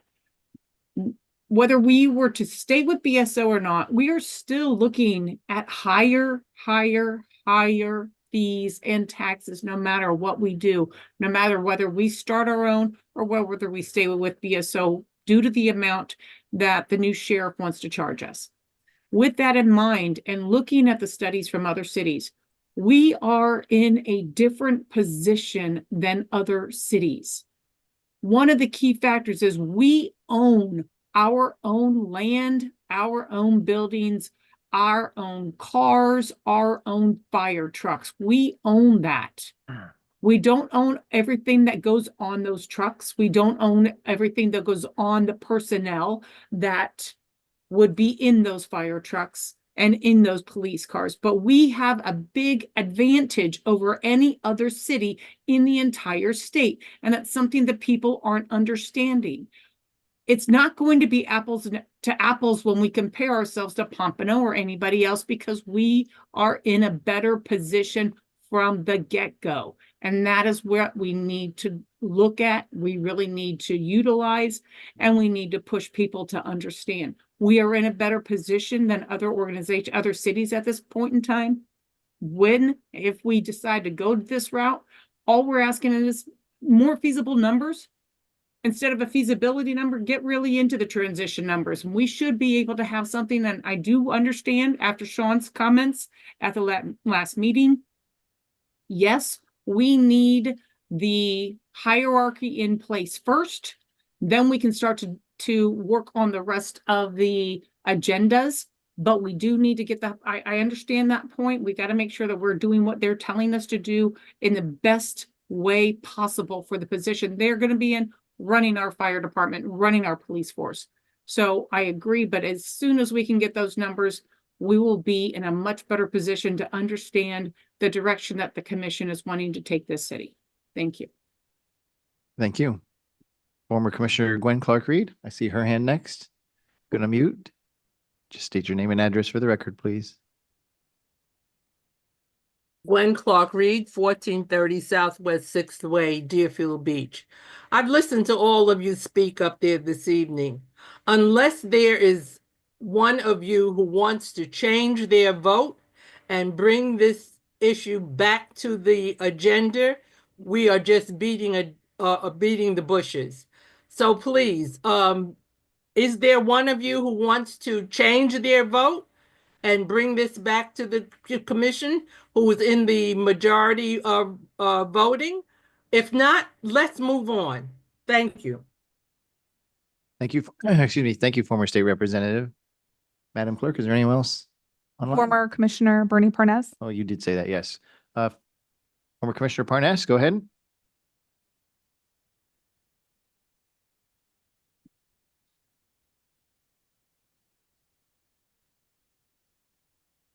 Madam Clerk, is he on? Oh, I hear. Yeah, I'm here. Can you hear me? We can. Go ahead, please. Okay. I Name and address first, understand please. what, all right, Bernie Parnas, 3074 Harwood Ave, Deerfield Beach, Florida. 18 cities out of 31 are not with the BSO. The naysayers are saying, oh my God, we won't be safe. They're safe. I've spoken to many of the officers. I don't mean police officers. I'm talking about city officers, mayors. I spoke to the former mayor of Coconut Creek, Mickey Belvedere, as a matter of fact, just yesterday. They are extremely happy with their fire and police. They like the idea that in a neighborhood, the policeman knows your name and you know his. He knows what belongs in your neighborhood and what doesn't, what looks wrong, because he's ours. As far as equipment is concerned, whether we stay with the BSO or form our own, all of that equipment we pay for now. If Firehouse 66 burns to the ground tomorrow, we have to pay to rebuild it.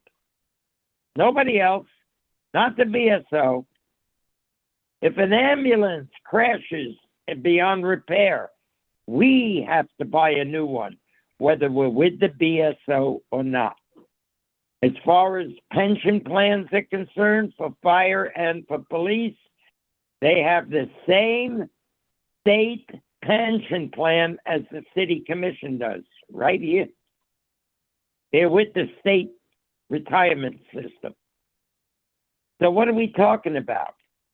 Why is it that 18 out of 31, now 19 since we voted to go away from the BSO, 19 out of 31 do not use the BSO. Something else people don't want to realize. SWAT stays the same. 9/11 stays the same. Drug enforcement stays the same. Why? We pay county taxes, and those things are paid for by the county, including if we needed a helicopter in an emergency. That's all paid for. We don't have to pay for those. So let's move on. Let's get established. And let's get this done. The naysayers obviously have an ulterior motive, either fear or something else. I say we control our own destiny. Thank you, Commissioner. Thank you, Madam Clerk. There was one other hand online. Michael Estrada. Mr. Estrada, go ahead, please. Just name and address for the record. It's for formality, please. Hey, folks. Michael Estrada, 1431 Southwest 6th Way. Once again, just want to start by saying I'm very disappointed in the lack of transparency and the rush nature that this entire process has had. All along the way, we've heard from you all up on the dais that this was going to be an open process. We were going to be kept informed along the way. Every measure was taken to make sure that the care and the proper research was done, that we were going to have, the best and brightest working on this. And yet we had a rushed and underfunded report that clearly came in with lacking answers to just very basic questions. Even hearing from, I feel for you, Vice Mayor Preston, having to speak to constituents and not having an answer for something as simple as, will our taxes go up for this?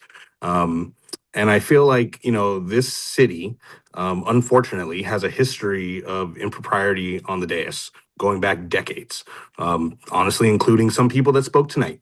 And this is an example where you all have an opportunity to really build trust and faith with this community, the people who put you up there in those positions. You all have, fairly well-paid positions to be up there making these decisions on our behalf. And this is a moment where it feels like there are personal issues that were at hand. It feels like there is moments where power is being consolidated and not in a transparent way. I think that this is too important of a decision to have be made without just the very basic information that was needed. Simple questions such as, how are we going to afford this? What are the actual costs? Will our taxes go up? And I think it's, not only is it irresponsible, but it feels like it is a not informed process. Now, if there's information that you all have behind the scenes, if there are goals and ideas that you all have that haven't been shared with us, I think that that is only leading to that level of distrust that a lot of people in this community have had in this commission for a long time. One quick Google search on Deerfield Beach shows you that, we have not always been on the right side of the community members. As someone who actually agrees with the decision to start the process of moving away from BSO, I feel like they did not handle, their contract appropriately. I do feel like there were a lot of things in their house that were not in order, and leaving us at a very big disadvantage and at risk. And at the same time, I feel like we are, recreating a process where we're moving into this without having the proper information. There are a lot of questions that community members have, things that haven't been answered by this commission. And if we go ahead and rush this decision through tonight to continue this, it's only going to continue to seed that distrust.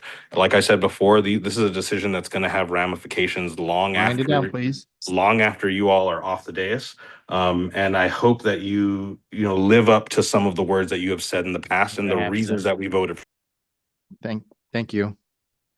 Madam Clerk, is there anyone else online?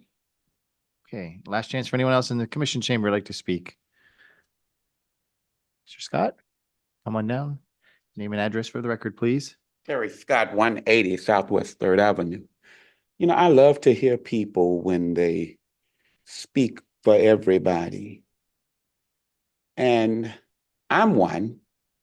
I like to talk for myself. I care neither if we go or stay. Now, when I heard that there was a check that had no amount that we was going to give to Tony Gregory Tony, I got a problem with that, because those are my tax dollars. Well, my tax went up this year, and we are not even out of the BSO contract, and my tax went up. And I had to call down there to find out why. Okay? I'm gonna have to call again next year when they go up again. For some odd reason, they still go up. And we're gonna have to call down there and find out why. So that don't frighten me. But what frightens me, when you give someone a blank check and say cash at your will, that's frightening. And that's what BSO came in here and said that they wanted. The sheriff wanted a blank check, and I can't go along with it. Well, we ain't trusted a lot of y'all for years that sat up here. We didn't trust you. I can say that because my family has been here 120 years. 120 years. I'm third generation to be born in the city of Deerfield Beach. I don't hide that from no one. And we didn't trust. Got a whole lot of mistrust when it come down to here. Didn't trust a lot of mayors. Because when I look at District 2, we ain't never been treated right. Okay? So don't come about the trust thing. Because that ain't so. I hear talking in the back of me, but it's talk on. Because I'm going to say what I need to say up here in front of everybody. Our district had a meeting, District 2 meeting. Folks weren't jumping up hollering about no BSO. They do have a concern. They do have a concern. All we want to know is whatever you do with whatever, let it be for the benefit of everybody. Don't let my tax go up and yours don't. That's all. Thank you all very much. Thank you, Mr. Scott. Last chance online, Madam Clerk. No one else in the public, excuse me, in the commission chamber. So we're going to close the public comment on item number 13. Commissioner Snetsky, you had your light on first, followed by Vice Mayor Preston, followed by Commissioner Hudak. Commissioner Snetsky, go ahead, please. Just want to address some things. First of all, the blank check. I don't understand about blank check. Basically, what was happening was the sheriff said, and this is public, that he just wants to have comparable wages to the other cities and the other counties, comparable wages for our first responders, the police and fire. So there's no blank check. He just wanted comparable wages, and he approached us about that. So I disagree about the blank check. In terms of Commissioner Parnas, and again, I'll bring it up again, 18 of those cities in Broward County never used BSO, or I'm sorry, 16 out of the 18, the 31, they never used BSO. Fort Lauderdale has always had their own police and fire. Hollywood, Coconut Creek. So when there's no financial change, we're making a dramatic financial change. And the other thing is, what really disturbs me is former Commissioner Parnas has many times praised BSO first responder. They're saying he said their experience, that saved his life on several occasions. So it's all right for him that, BSO first responders fire saved his life. But if we get our own fire and first responders, they're inexperienced. They don't know the area. Also, they have to have certification and training. That's a cost. Now, the commission also brings up, yes, we do own our own buildings. And I have right here our buildings. Fire Rescue Station 4 was built in 1977. Ocean Rescue, right by the ocean, built in 1979. Fire Rescue 66 was built in 1977. And of course, we have the trailer in Goldsby Boulevard. That's new, not 2021, but it's a trailer. And Fire Rescue 75 was built in 1979. So out of all those fire stations, only one, Fire Rescue Station 102, was built in 2007. So yeah, we own their own facilities, but that's all that we own is the facade, the equipment. That belongs to BSO. So that's what we'd have to fund. Yeah, building is fine. We own those old buildings that are falling apart and obsolete that need to be redone, but the equipment doesn't belong to us. And that's where the expense is. Yeah, we own our own engines, a fire. Yeah, it's like I have a car, but take away all the interior, take away everything, the engine, everything. And that's all you have is a car. We own the engines, but all the equipment. Now, it was brought up in Pompano Beach City Commission, and James C. was there, and he heard this.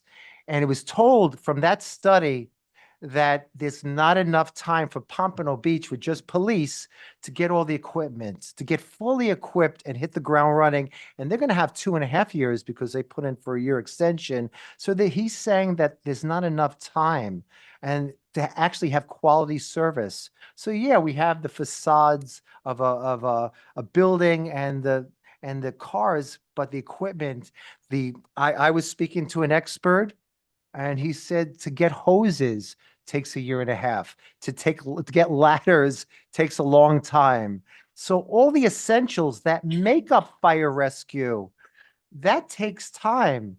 So that's what counts, not the facade of a building, or an engine. So I want to bring that up also. And the analogy with the Titanic, I guess he just didn't understand. And he was there again at the Pompano Beach City Commission. What I'm saying is with the Titanic, the whole thing about that movie and real life was he had warnings, the captain, and he went full speed. They said to him, slow down. There were messages from all these other boats that stopped and said, slow down, it's dangerous. And he ignored it. So that's the analogy, James, that I'm saying, to slow down. Now, I apologize. Sorry about that. I understand. But that's what it means, slow down. Public safety is at stake here. With Commissioner Battle, former Commissioner Battle, she had said, just move ahead. This is a $32 million investment, startup costs. it'll probably be $100 million investment. When it comes to public safety, it's better to slow down. Don't rush it. I mean, I think that's, very important. We can't rush this. And for the other resident that was talking about her small upstate New York town, like I said, we have 90,000 people. By the next census in 2030, we'll probably be approaching 95,000. This city has a beach, it has a highway, and is growing. Now, maybe the city she lived in was maybe like Mayberry. Mayberry had one sheriff. Andy knew everybody's name. And I think Mayberry had their own volunteer fire department. Goober and Goma Pyle, I think they were in charge of the fire department. Maybe we should have them come in and speak. So I just want to bring that up. Thank you. And I'd like to make a motion to change my vote. I don't think there is such a thing, but Okay. I'd like to make, about the other vote. Yeah, I did vote for it, but I'd like to make a motion to change it. And technically I can do that. Well, generally, a motion for reconsideration is, I think, what the commissioner is referring to. A motion for reconsideration usually has to be made at the meeting that the vote took place, or no later than the very next meeting. I think there's been about 3 interim meetings since then. I was not aware of that. Vice Mayor Preston, you're next, please. Thank you. The gentleman, Madam Clerk, do you know who that was that referenced, he was online, he referenced my statements? I don't think, okay. Mr. Khan? Well, Mr. Khan, I hope that you're still online. And I did say that I lost that vote. Does that mean that I don't have empathy for the public? Does that mean I just ignore them because I had my own opinion? No, I'm going to always have empathy for the public. Listen to the people who are saying things in spite of the fact that I might disagree with them. Okay? Everybody knows how I feel about the situation. I made it clear at the time we were negotiating. And there, it's been said tonight, there is nothing that we can do. The vote has taken place. It's done. We are moving ahead with this thing. Even if we voted no, it's still moving ahead until you change the vote to say we're going to stay with BSO. If I had my way, we would still take the 2 years. And then after that, if you decide to continue to go down that path, you're okay to do that. Okay, but at least take the 2 years. The commission said no. So where we're at now is with the will of the commission. That what we're approving tonight is a part of the process. It doesn't stop anything. The only way it can be stopped is that there's a reconsideration of this commission to go in a different direction. And that's not where we're at. Now, if we're going to get there, I hope that we go down that process and get it done. Because what we're doing, just as Commissioner Gwen Clark-Reed said, we're wasting time. There's nothing that can be done, unless I'm wrong. Is there anything, Mr. City Manager, I'm sorry, Mr. City Attorney, that can reverse what the commission has already voted on? In other words, can we stop this process? The majority of the commission can, not a sole commissioner. Okay, okay. That sa- answers it. So I hope, and I will tell you, the fact is that a lot of the pertinent information that people want to understand as they monitor their pocketbook, they want to know exactly what's happening and how it's happening. That's fair. Fact. I will not ignore any of the residents, even though I'm on the other side of that. The residents know how I felt about it. I made my vote here. I lost, and I did say that. That doesn't mean I'm not going to listen to the public. I'm going to always listen, and I'm going to acknowledge their concerns. And you just heard the city attorney say, unless there's a majority vote of the commission, it moves in a certain direction. And that's it. That's what we're doing. That's what's happening here. We're not making a decision on whether we're getting our fire department or our police department. This is just procedural. And please correct me if I'm wrong with that. This is procedural as a part of the process. Is that correct? Yes or no? You are formalizing your vote that you took previously. Yes. You are formalizing your vote and authorizing the necessary actions to move in the direction based on the vote you took previously. Okay. Sorry, it's not a clear yes or no, but I think that's the real answer. Okay. Obviously, you can see how contentious this is. And the people in this city and all of the employees at BSO, both fire and police, have a right to understand the process. They have a right to do that. Okay, not everybody on this dais agree right now about how that process unfolds, but it still has to move. It has to move for the betterment of the city. It has to move. If I thought that we could re-enter and get into a situation wherein there can be a reconsideration, that's a whole different process. You just heard it legally, that can't happen. It's not going to happen. So it's got to move in a certain direction. And I got to tell you that, you know, even though I think this process has been challenging to say the least, the fact of the matter is that a lot of the residents, as I said, are really upset with a lot of the things that have happening. The process still has to go forward. It does. Excuse me. Thank you, Vice Mayor. Commissioner Hudak? Thank you, Mr. Mayor. First of all, a lot of the individuals that spoke today, at least some of them, don't care whether we go with BSO or whether we bring police and fire in-house. The majority of them are concerned about the transparency. Now, I know all of the documents are on the webpage. I know Mr. Gladier is going to be making presentations every single commission meeting. I know our CFO has already stated it's going to cost $10 million the first year, $21 million the second year.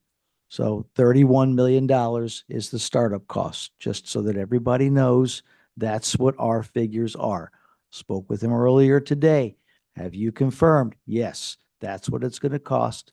It's going to cost us $31 million. The previous one, I know people have talked about Pompano and their study, and we talked about our study. And in my comments, I mentioned that nobody knows how much it's going to cost, how much it's going to save. I have concerns about the Pompano numbers. I had concerns about our numbers, but I am still of the opinion that we have to control our costs. And partnering with the sheriff, Commissioner Shinesky asked him 3 times, if we go into a 2-year contract with you, sir, and we agree with the numbers, will you honor that contract? And he said, I can't answer that. So that's when a resident was talking about the blank check, just in case you weren't getting where he was going with that. So there is no guarantee that our taxes would not go up if we stayed with the sheriff, because we don't know what the costs are going to be. But there's a better chance for us to control our taxes when we are the ones in control of the costs. But it's important, because what I've heard from the residents is the transparency aspect of it. So I don't know if the CFO needs to come up again to reiterate what the startup costs are. I know Mr. Gladier is going to give his statements as well, his presentation on where we're at and where we're going. And as I had mentioned to former mayor, we are going to have a District 1 meeting on March 26th, 7 o'clock here in City Hall. And we have 2 subjects to talk about: BSO Police and Fire and the storm drainage project and where we're at with that. So I'm hoping that everybody actually shows on up. We usually have a pretty good turnout, so I'm looking forward to that. And I'll talk about that more in my comments. That's all I have to say. Thank you. Thank you, Commissioner. Commissioner Shinesky, did you want to speak again? Yes, yes, I do. I have something to add. The day after the Pompano Beach City Commission meeting, I think it's District 1, Commissioner Eaton had a district meeting so that her residents could discuss what happened in the study, and the day after that, so the commission meeting was on a Tuesday. On Thursday, there was a workshop, and the commissioners and the mayor of Pompano Beach said there's going to be a series of workshops. And the workshop on Thursday, 3 of the commissioners were there and the mayor, and they listened. So they're stressing that before any decision is made, they're going to listen to what the people, their constituents, are thinking. They're going to take input. And I think that's the big difference. And they said before any decision, we want to hear what they have to say. And then after a while, then we'll make a decision to make sure we have quality service. That's the bottom line. So, they did have transparency, and they're having a series of workshops. That's number one. Number two, yes, the sheriff did say, I cannot honor the contract. I think also what he's saying is negotiation. He's not saying that I would break the contract. He's saying that maybe in 2 years, there might be, cost of living increases. I mean, these are first responders. He's saying he would be willing to negotiate. And even last year, it was all about negotiation. It wasn't breaking the contract. He said, let's negotiate, let's talk. There's a problem, so please. So this is what I want to say. Thank you, Commissioner. I'm going to jump in now here, and I want to first start by addressing one of the comments that was made tonight that stated that there's impropriety on this dais. I take personal offense to that on behalf of myself and all of my colleagues up here, because there's not a single one of them doing anything improper up here. We may have different opinions, we may have different suggestions, but to say that there's impropriety is out of bounds. If you have impropriety, go to the State Attorney General tomorrow and bring me with you, because I want to be there and I want to see what evidence you have against me and my colleagues, because we are up here doing our best job with the information that we have. If you have impropriety, come on up. Don't hide online. Come on up. Come to this microphone. I want to hear and see what you got, because all of us are doing here what we think is in the best interest for the city of Deerfield Beach. I hear from the entire city, and the vast majority of residents want this change. They want the local control. They want to be able to control the costs going forward. Everyone keeps asking, what is the startup cost? What is the startup cost? We've been talking about the startup cost for months. It's Commissioner Hudak says it's $31 million. The presentation is on the city's website. That is the maximum cost. Is that what we're going to actually pay?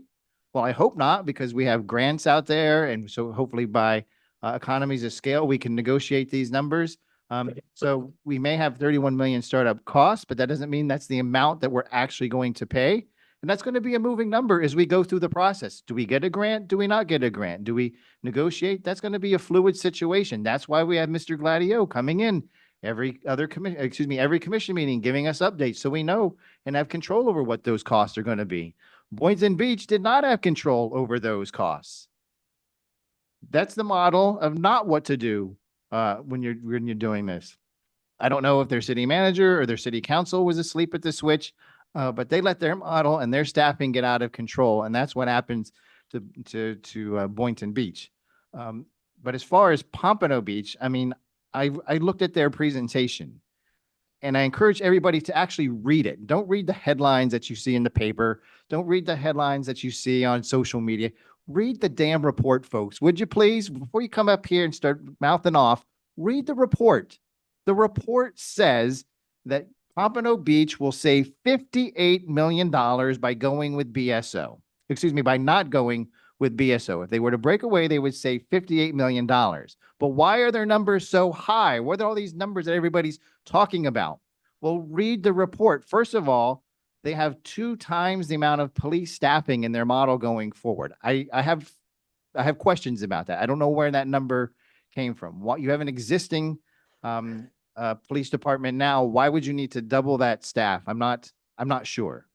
That's a huge number that goes in there. And then secondly, they rolled into their study the capital improvement projects. We did not roll the capital improvement projects into our study. They rolled it into theirs. That's going to be a huge increase. It's not an apples to apples comparison. If we were to roll in our capital improvement projects, because we know our fire stations need to be improved, then maybe the numbers would be different. So the studies are not apples to apples. So take a look at it when we come in here. You know, the vice mayor was asked, will the taxes go up? Well, nobody knows the answer to that question based upon what's going on in Tallahassee right now with the state legislature. They're meeting. They're putting together proposals that may repeal property taxes.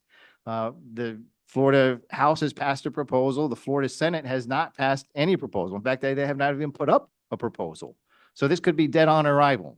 But if something does come through, the session is not over. The voters would have to approve it in November. And if that were to happen, then cities are going to have to figure out how they're going to be able to fund their operations going forward. But I will tell you, so would taxes maybe go up? I don't know what proposal is going to come forward, but I will tell you this. Had we gone with BSO, we would have had a $7 million increase, at least in year one, and $8 million in years two. That's $15 million in new money that the city would have to come up with and still fund the same parks, water, roads, and garbage and everything else that you have. That would definitely increase your taxes then. If we stay with BSO, I can guarantee your taxes definitely would have gone up then. And this chamber would have been filled every commission meeting for the next 100 years because everyone's going to come screaming, why are my taxes going up when you could have saved me money? You could have saved the city $250 to $900 million, commission, and you didn't do so. You failed. That's what you guys would be saying instead. Instead, you're all coming here saying, where's the transparency? The transparency is online. Go look at it. We're not hiding anything and we're all available to speak. I get calls, I get emails all the time. I'm talking to everybody. That's why I know that the vast majority of residents are in favor of this. So as we go forward, this is not the Titanic by any stretch of the imagination. Doing nothing and going with BSO, that would have sunk the city for sure. Mayor, I just want Yes. to tell you, just say as a point of record, Mr. Estrada didn't say the commission, there was impropriety. He said the city. So he wasn't accusing the commission, just so you know. I wrote down impropriety on the dais is a quote from him. No, okay, I heard it, okay. Motion to approve item 13. Second. Motion to approve item number 13 by Commissioner Hudak, seconded by Commissioner Plout. Madam Clerk, would you call the roll, please? Commissioner Hudak, Yes. Commissioner Plout, Yes. Commissioner Shinetsky, No. Vice Mayor Preston, Yes. Mayor Drosky. Yes. Mr. City Attorney, item number 14. Item number 14 is an update regarding public safety.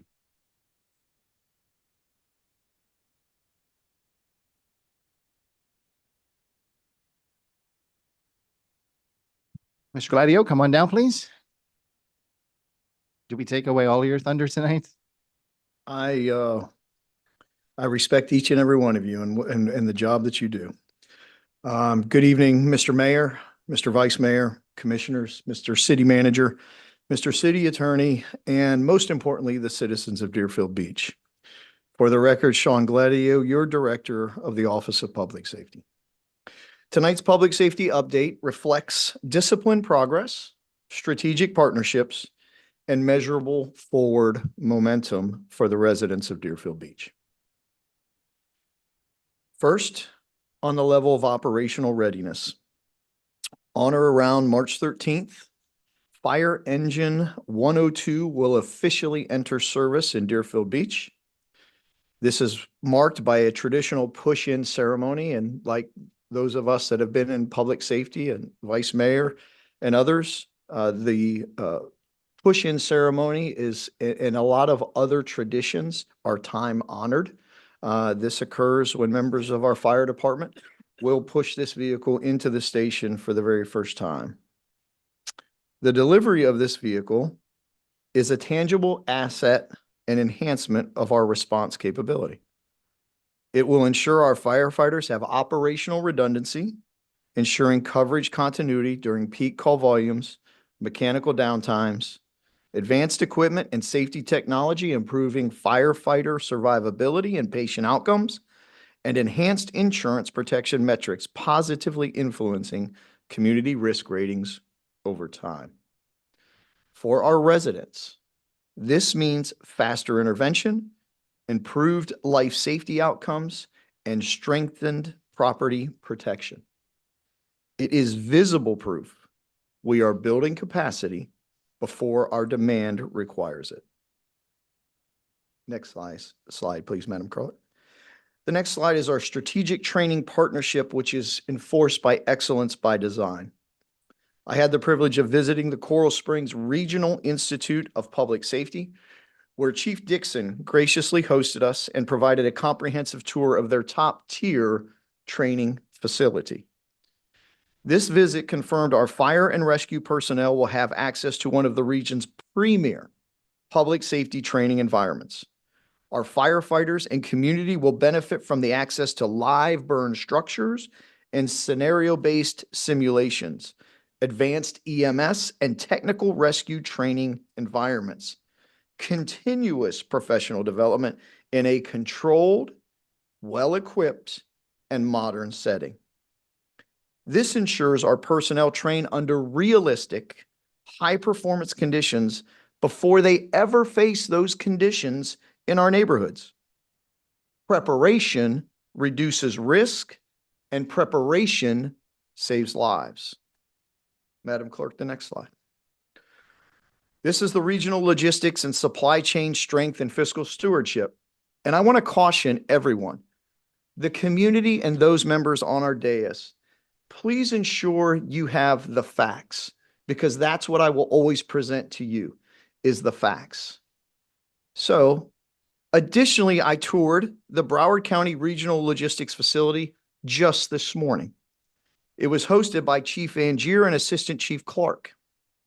This facility provides scalable access to fire apparatus equipment, fire station consumables, and select law enforcement assets. I can get a fire hose in 10 days. The public safety and fiscal advantages are bulk purchasing efficiencies, reduced lead times for critical equipment, standardized vetted equipment inventories, and regional interoperability alignment. In today's volatile global environment, supply chain is not optional, it is strategic. We are proactively maintaining vendor engagement to secure competitive pricing, preserve procurement flexibility, and detect disruptions early. 5 days ago, I could have provided you a timeline of when all vendors said they could have certain equipment to you. But we had a global incident happen within the last 5 days. So what did your director of public safety do on Monday? I picked up the phone and I started calling vendors and saying, hey, you told me that I could get a handgun or a rifle or a fire hose or consumables on a fire engine or an apparatus or a rescue in this amount of days. Can you still, with what is going on in the world, get those supplies to me? Or do I need to reconsider? Those are the things a responsible director of the Office of Public Safety does. He doesn't look at something one time and say, oh, that's the Bible, it's all said and done. No, because things eventually evolve, they change. The answer that I would have given you 4 or 5 days ago would be wrong today. So I have to continually communicate, evaluate, and ensure that things like our supply chains are solid, are dependable, and are reliant. And the visit to the regional logistics facility ensures that. Why does it ensure it? Because they order stuff that is scalable. They order items in numbers. Everything that's needed, hand tools, Halligan tools, consumables, Zoll AEDs, bunker gear, 511 pants. And I'm not just saying, let's just say BDUs because I don't want to promote any specific vendor. All of it is stocked on the shelves. And I asked the chief, I said, Chief, what do you need from me? What kind of lead time do you need on some of these different items? He says, well, once you get everything situated, you'll have an account. He goes, your logistics people will just order stuff about every other week. And then we either bring it to you, we even deliver it. We don't have to send a van or a truck or anything from the city down there. They're going to deliver it to us. And the most competitive contract that he told me that they utilize is not any contracting in Broward County. It's the Lake County contract. They even realize that they need to do what is in the best interest of the taxpayers within Broward County. And if there's a better piggyback agreement out there, they take advantage of it. And that's why we'll take advantage of that. Our objective is clear. When an officer or a firefighter reports for duty, their equipment is present, it is functional, and it is mission ready every shift, every day. The red herring that we're dealing with lives and people are going to die is false. Period. Next slide, Madam Clerk. Our school zone speed safety program is currently not being supported by the Broward Sheriff's Office. And as a result, enforcement data is not being reviewed. Therefore, we have formally requested reconsideration to the Broward Sheriff's Office Executive Command and are still awaiting a response. The resolution that you approved only minutes ago is critical. It provides the final documentation necessary to reactivate our ORI, or our originating agency identifier. Once reactivated, Deerfield Beach will regain direct authority to relaunch and administer this vital safety program. Once we reinitiate our program, our community will benefit from reinforced child pedestrian safety, data-driven traffic enforcement, reduced injury risk in school corridors, and the restoration of local control over a critical safety initiative. Protecting children in school zones is non-negotiable. We will continue every lawful pathway to ensure the program returns to full operational capacity. Next slide, Madam Clerk. Leadership recruitment and building the right foundation. I want to let the community and commission know that we remain on track with both our police and fire chief recruitments. This is foundational work. The leaders we select will shape culture, accountability standards, and operational doctrines for decades. Another part of that is community engagement, which builds structured legitimacy. Beginning the third week of March and around March 23rd, we will launch a number. I believe the number is now at least into the high teens, if not 20 or so, public outreach sessions, inviting residents of Deerfield Beach to directly contribute input on departmental items. Directly. It will provide the opportunity for the community to interact on a more intimate and relaxed manner. This isn't symbolic engagement, ladies and gentlemen.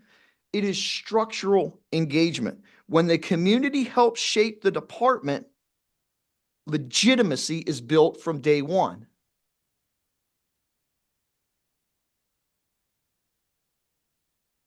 Operational vigilance in a changing world. And I noted this and spoke about this briefly. Given the current national and global volatility, we are maintaining continuous communication with our vendors and suppliers.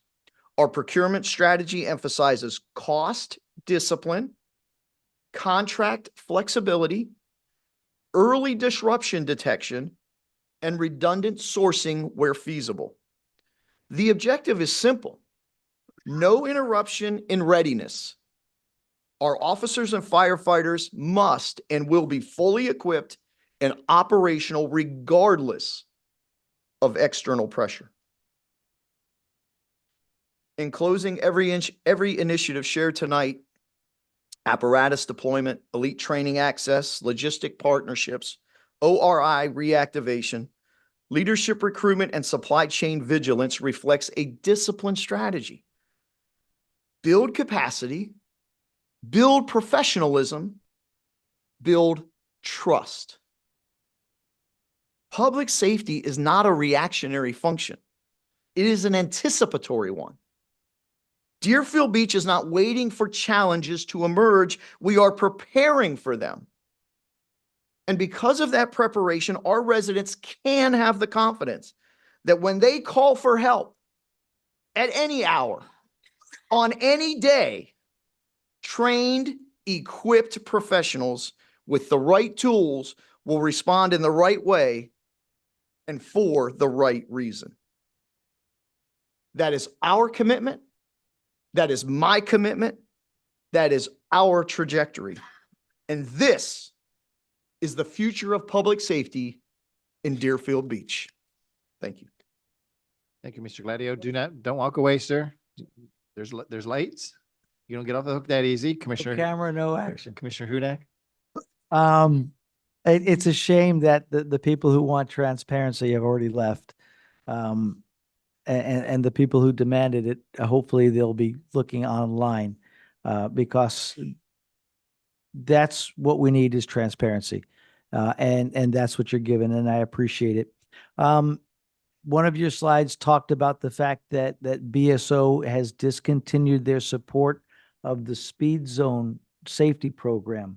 What was the reasoning behind that? I thought we had an agreement with them that nothing's going to change during the transition period. I don't want to speak for the captain. I think it would be more appropriate for him to answer on behalf of BSO. I can only tell you I received an email indicating that close of business on January the 30th, 2026, that BSO would no longer be supporting the school zone speed safety initiative, or what the community I think may know it of as the Red Speed program. Okay. Chief, did you get anything from HQ that would tell us maybe what the reasoning behind that decision was? I don't know if there's legislation that changed or what. Good evening again, Mr. Commissioner. There still may be a further response pending upon review by our Office of General Counsel, but initially, understand from my vantage point, from an operational perspective, the original discussion regarding us supporting or assisting with the Red Speed program was contingent upon, hopefully, and again, please, let's go back to perhaps a year ago during original budget planning for the current fiscal year when we were under contract, and this situation was not foreseen, that we would hopefully receive additional staffing in our OTIC. As you know, that's our Operational Tactical Intelligence Center. Excuse me. Right. Yeah. Still getting my voice back from the laryngitis. So again, originally the discussions were that if we were to help support this program, we would receive during our budget request, perhaps the city would support us with additional personnel. Unfortunately, due to the nature of our current transition and the lack of a contractual agreement or a budget, we did not receive the personnel to support that. So it was unfortunately not sustainable for us to continue to support the amount of staffing and man hours, if you will, or staffing hours that it takes to perform that review process. And also understand a lot of this was hypothetical. It's a new program for the city. It was new for our participation. So while we had an idea of what it might entail, the reality was it is quite laborious and intensive. So that was the reason why we had to respectfully decline continuing to support it, because we don't have the staffing or resources currently to do so. But again, there is further review being conducted right now as to the parameters of that. Thank you very much, Chief. Yes, sir. That's all I had. Thank you, Commissioner. Mr. City Attorney, item number, excuse me, We are- comments by administration. and Yes, legal. we are now at comments by administration and legal. No further comments from legal tonight. I just have two. One, there was an allegation made here in this chamber tonight that I was fired from BSO. Just because this is a public meeting, I need to correct the record. I was not fired from BSO.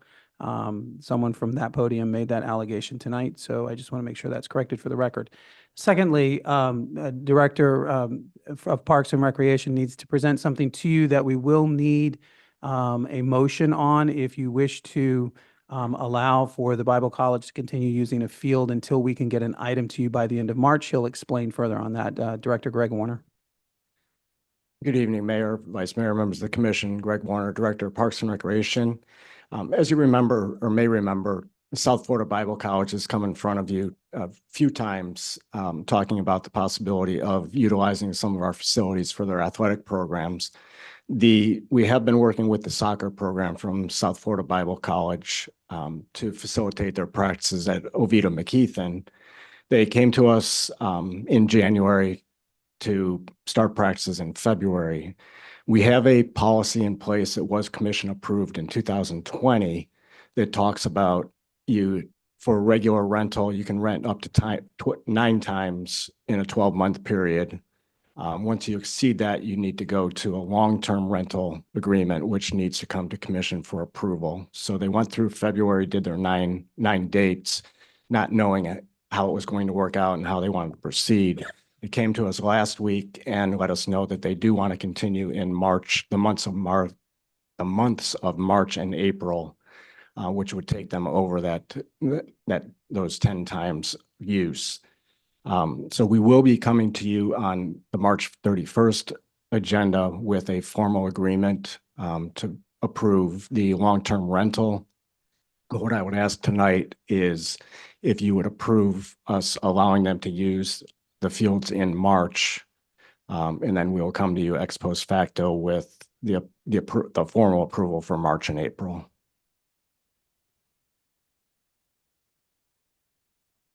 Commissioner Hudak? What exactly do they use the fields for? And is there anybody else using them or are inconvenienced? Good question. It's for their school's soccer team practices. They use it a few times a week for a couple hours in the morning. So there is no conflict with any other groups, any other use. And they do, as part of this rental, they pay the regular rental rate of those fields.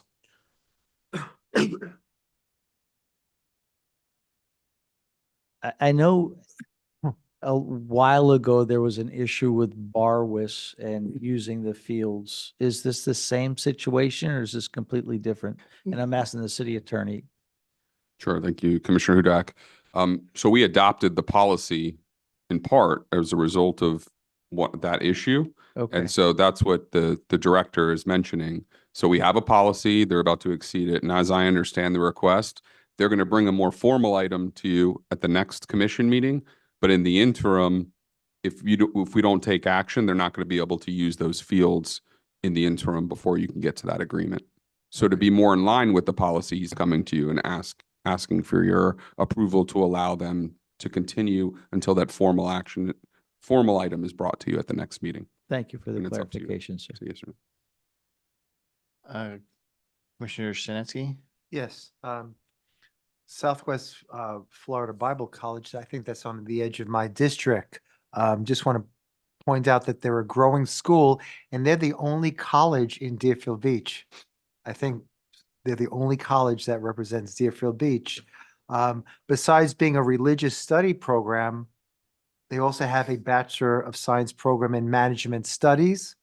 And I think they just got accredited to have an RN nursing program. So they're really expanding.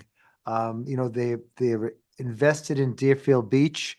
Also other sports like football, basketball, have they also approached you?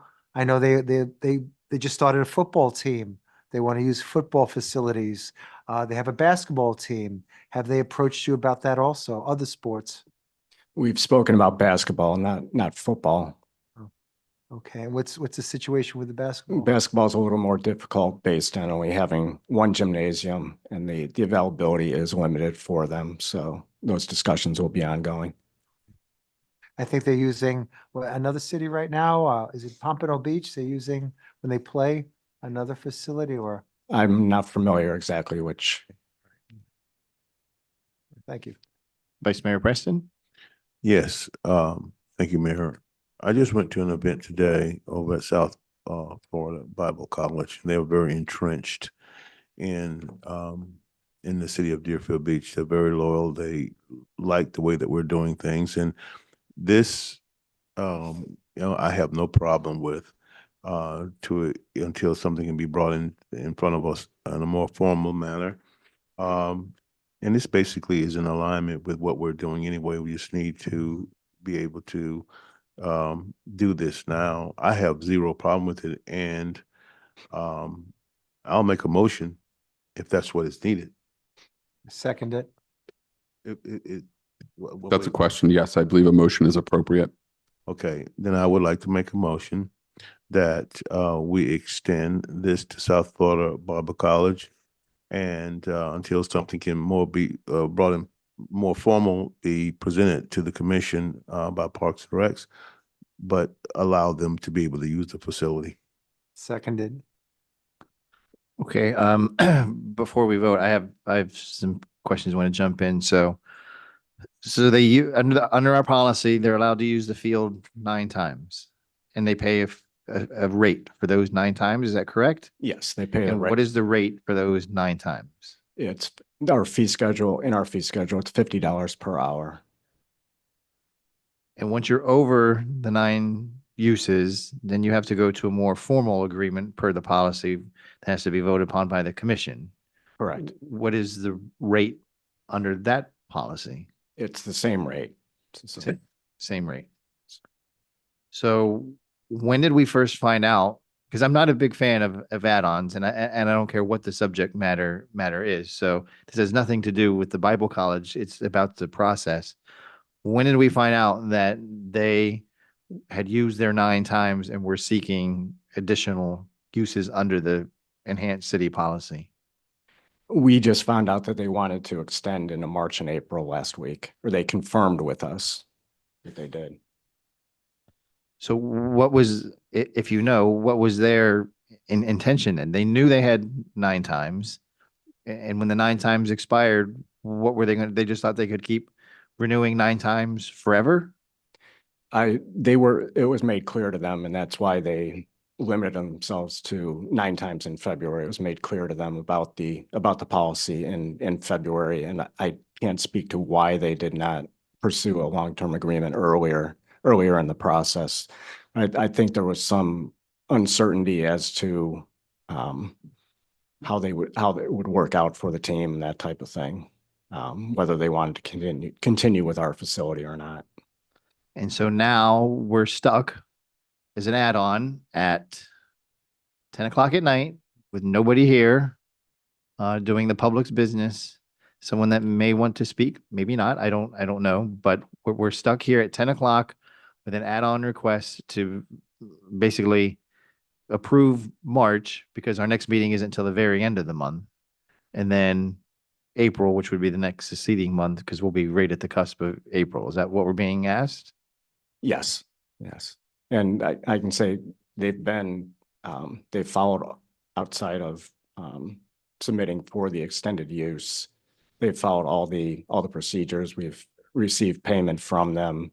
They've been very good about picking up after themselves, any trash, all that type of thing. So staff would be in support of. Oh, I have no doubt they're a good community partner. That's not the issue. It's just, again, it's the process with me, not the actual vendor, because I think, or not the vendor, but the user, because I mean, they're just upstanding group here in the city. So that's just my concern. But we do have a motion and a second, and no more lights. So Madam Clerk, would you call the roll, please? I'm sorry? Oh, public comment. Yeah, the thing I'm complaining about, I need to call on. Yes.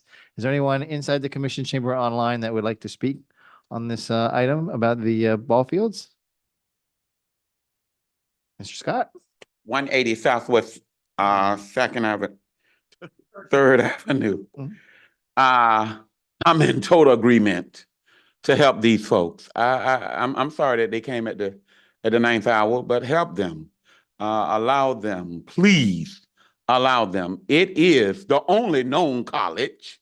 We got one that's sitting over there. I don't see no cars there, but I know what Florida Bible Institution is doing in this city. And I know what they've been doing for this city for the last 40 years of this city, when they took our only Theater off of Federal Highway. The Guadagninos have brought an excellent program to the city of Deerfield Beach, and I think they ought to be allowed to be in that building. Please, Mayor, help them out. Please, commissioners, help them out. Thank you. Thank you. Anyone else that'd like to speak on this item? Madam Clerk, any hands online? Okay, we're going to close the public hearing. Mr. Warner, you're standing up. Do you have anything else to add? No more lights. I think now we can call the vote, please. Roll call, please. Commissioner Hudak, Yes. Commissioner Plaut, Yes. Commissioner Shinesky, Yes. Vice Mayor Preston, Yes. Mayor Drosky. Yes. Thank you. Okay, was that it, Mr. Manager? Any more comments by administration? No. Legal had none. Item number 15. Item number 15 is an ordinance of the City Commission of the City of Deerfield Beach, Florida, amending Chapter 10 Animals, Section 10-4, maintaining animals in general, limitation on number of pets, enforcement of the City Code of Ordinances to prohibit roosters in residential districts of the city, prohibit the feeding of roosters within the city, providing for conflicts, severability, codification, and an effective date. Mayor, you are the sponsor of this item, so you want to speak on it or you want me to give a summary? No, I'll take a first crack at this egg. So, But a rooster doesn't lay eggs. Oh. Come on, I had to try. So I don't know if any of my colleagues have been receiving Yes. Yes. emails and calls about the roosters, but there's even a resident here, and hopefully he'll speak. I've spoken to him many times, and he's not alone. Where the feral rooster population, he works from home, so he tries to work, has a young family, and it's just becoming a nuisance with the noise that the roosters are creating. And the ordinance as it reads now doesn't give code as much teeth as it could. So this is meant to give them the opportunity to explicitly state that, roosters are not to be maintained and fed within the city. And then if they are, it gives them the opportunity to take better enforcement action. So that's the purpose of this, there's a real issue in the city, and this is meant to clarify and help the residents out. Did you want to speak, Vice Mayor, or no? Well, I'm not putting you on the spot, but no, I'm getting the same calls, but you said that you're not allowed to feed the roosters. Can the roosters feed us though? I hope so. They're a little bit on the tougher side. Commissioner Shinesky? Yes, I got a call maybe about 3 weeks ago from a constituent that's on the edge of my district, going towards Sample and Military. And basically, he's at his wit's end. He says he has a neighbor that has roosters. He has a very, very severely ill wife. And he's saying that at 5 a.m, the roosters are crowing and they're waking up his wife, and it's really disrupting her medical condition. And he was very, very angry. We had the code enforcement going out there several times.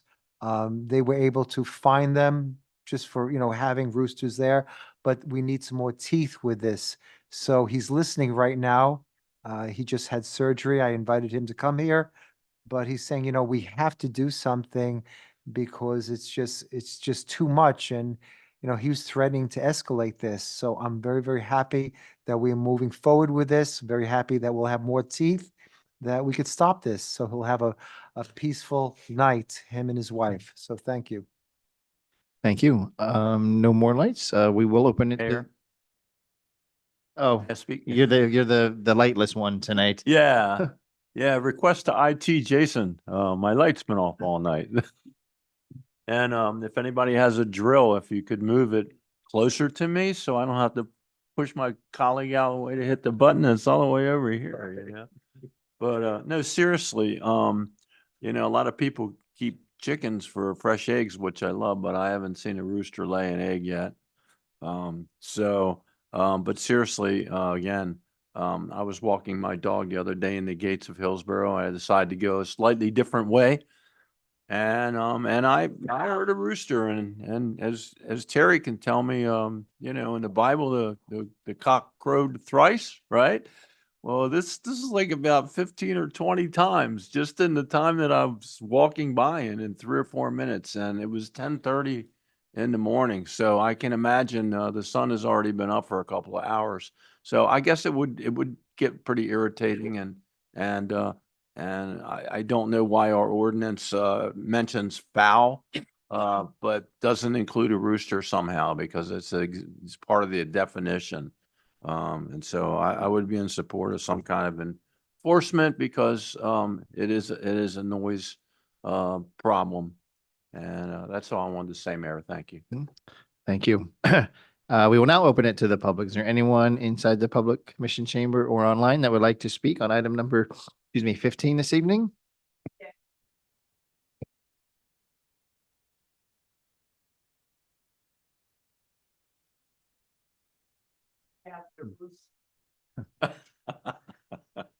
We know who you are, but just name and address for the record, please. 1240 Southwest 6th Way, Deerfield Beach, Florida. Commissioner President, yes, they can feed you. There's a very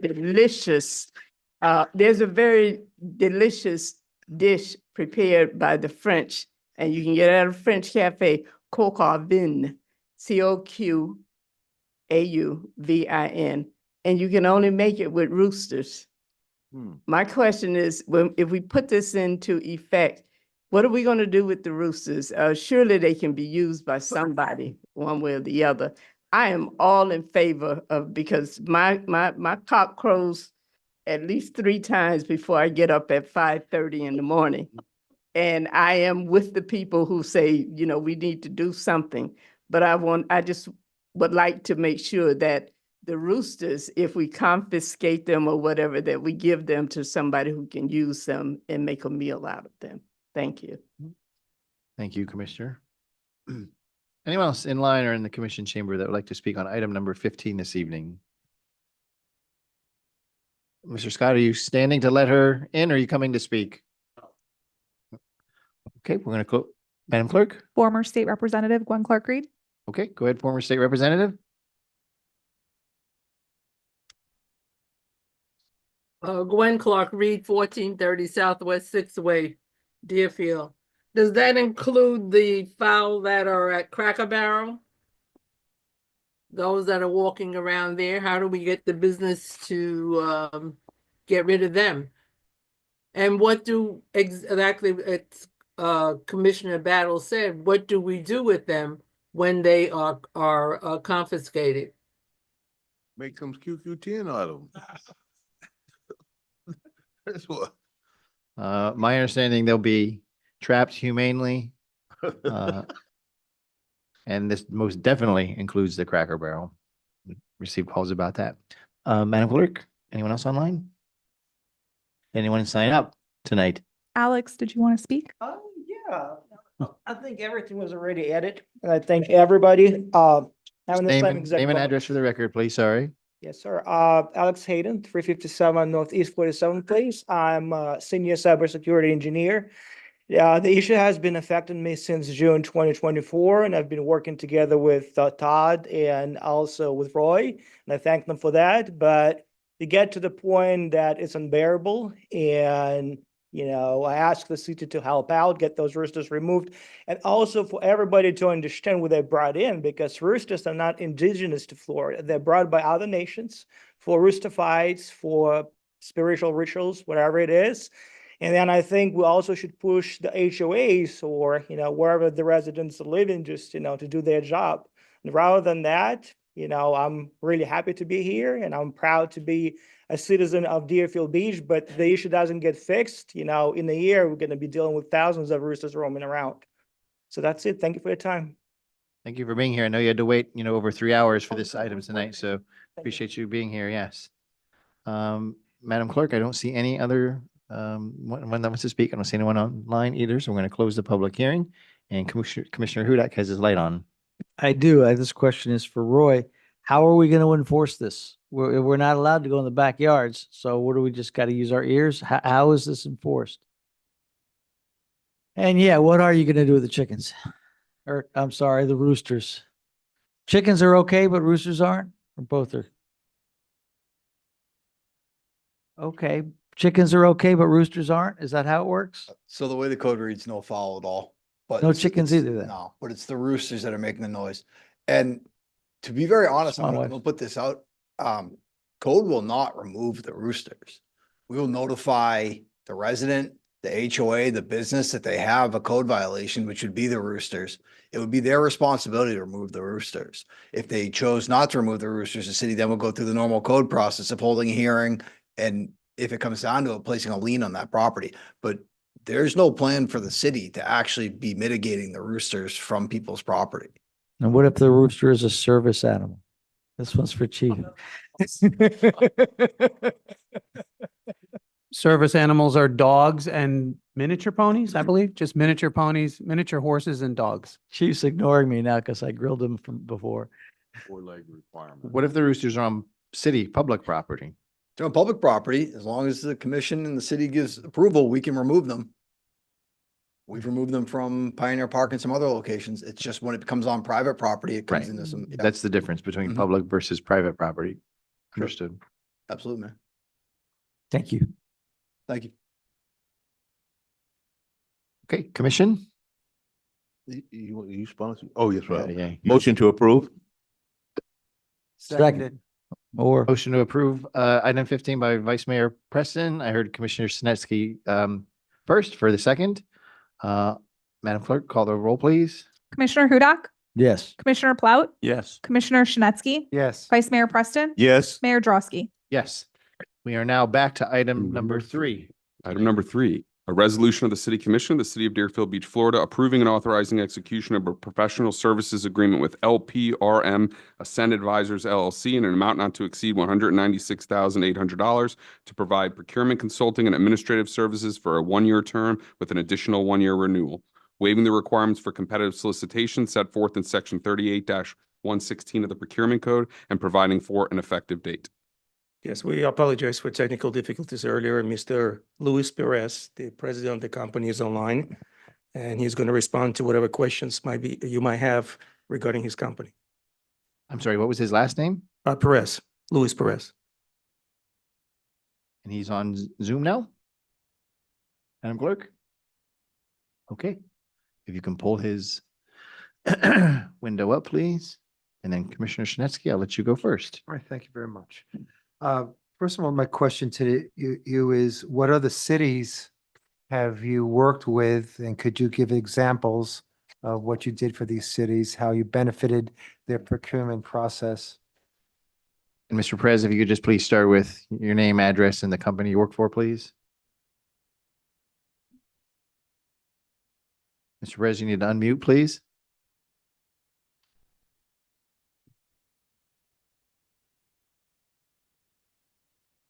Yes, do you hear me now? Yes, we can hear you now. Okay, thank you. Thank you so much. Hi, my name is Luis Perez. I'm the president of LPRM Ascend Advisors. I'm resident of Pembroke Pines in Broward. So we have this company have been created almost 2 years. So April 1st will be the second year for the company.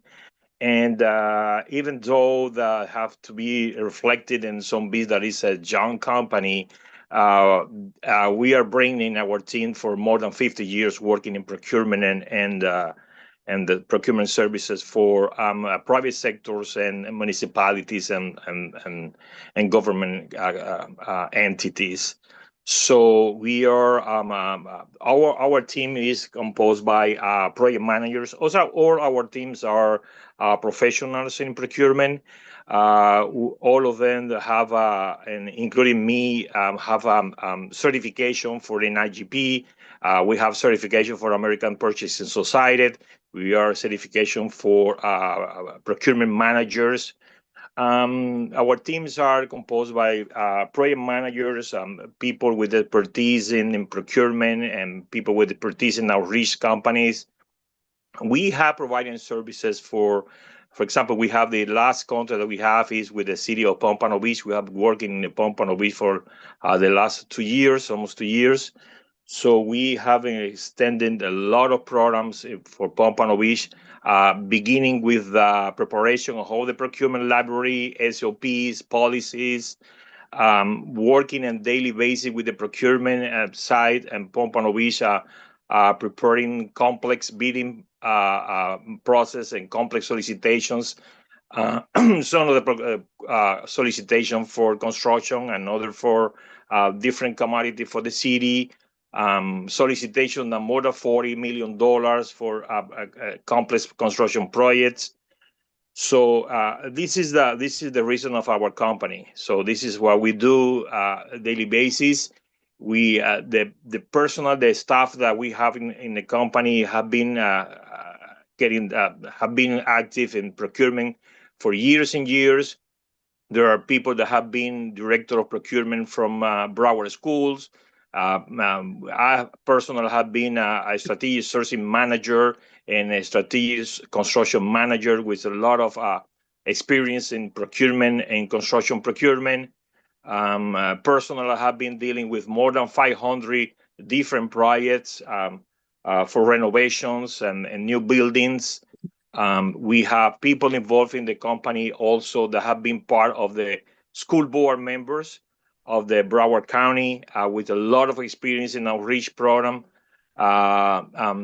Some of the three of our staff that will be working with the city of Deerfield Beach are Deerfield Beach residents also. So we are a minority company. So most of our staff are Hispanic and some of the guys Brazilian people. So we are very, very, very reliable company that I'm willing to work together with the city of Deerfield Beach and bring into the city all our expertise.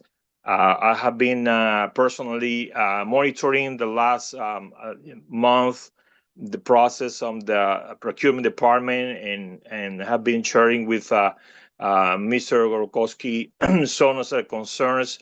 Our personnel is always also very reliable and very knowledge of different procurement systems. We are very knowledgeable in Ion Wave, which is the system that the city of Deerfield Beach use. We have the expertise in SAPs and Ariba system and OpenGov. So we are a multidisciplinary team that for sure we can bring to the company, to the city, a lot of results and to bring the city to the highest place on the procurement side. Okay. I just want to say that a big problem that Deerfield Beach has that I see with the procurement is they're not enticing local companies, and we have this Grow Deerfield Beach business. We hopefully will have our own chamber of commerce. Do you have a plan of action? You touched on a little bit of how we can entice local companies. Yes, part of the proposal that we are bringing one of the step. We have a plan for 6 steps for the procurement and outreach system. And one of the most important part is the outreach. We have been working for example, in the city of Pompano Beach. From the first moment that we start doing the process, we are bringing more than 500 new vendors for the city.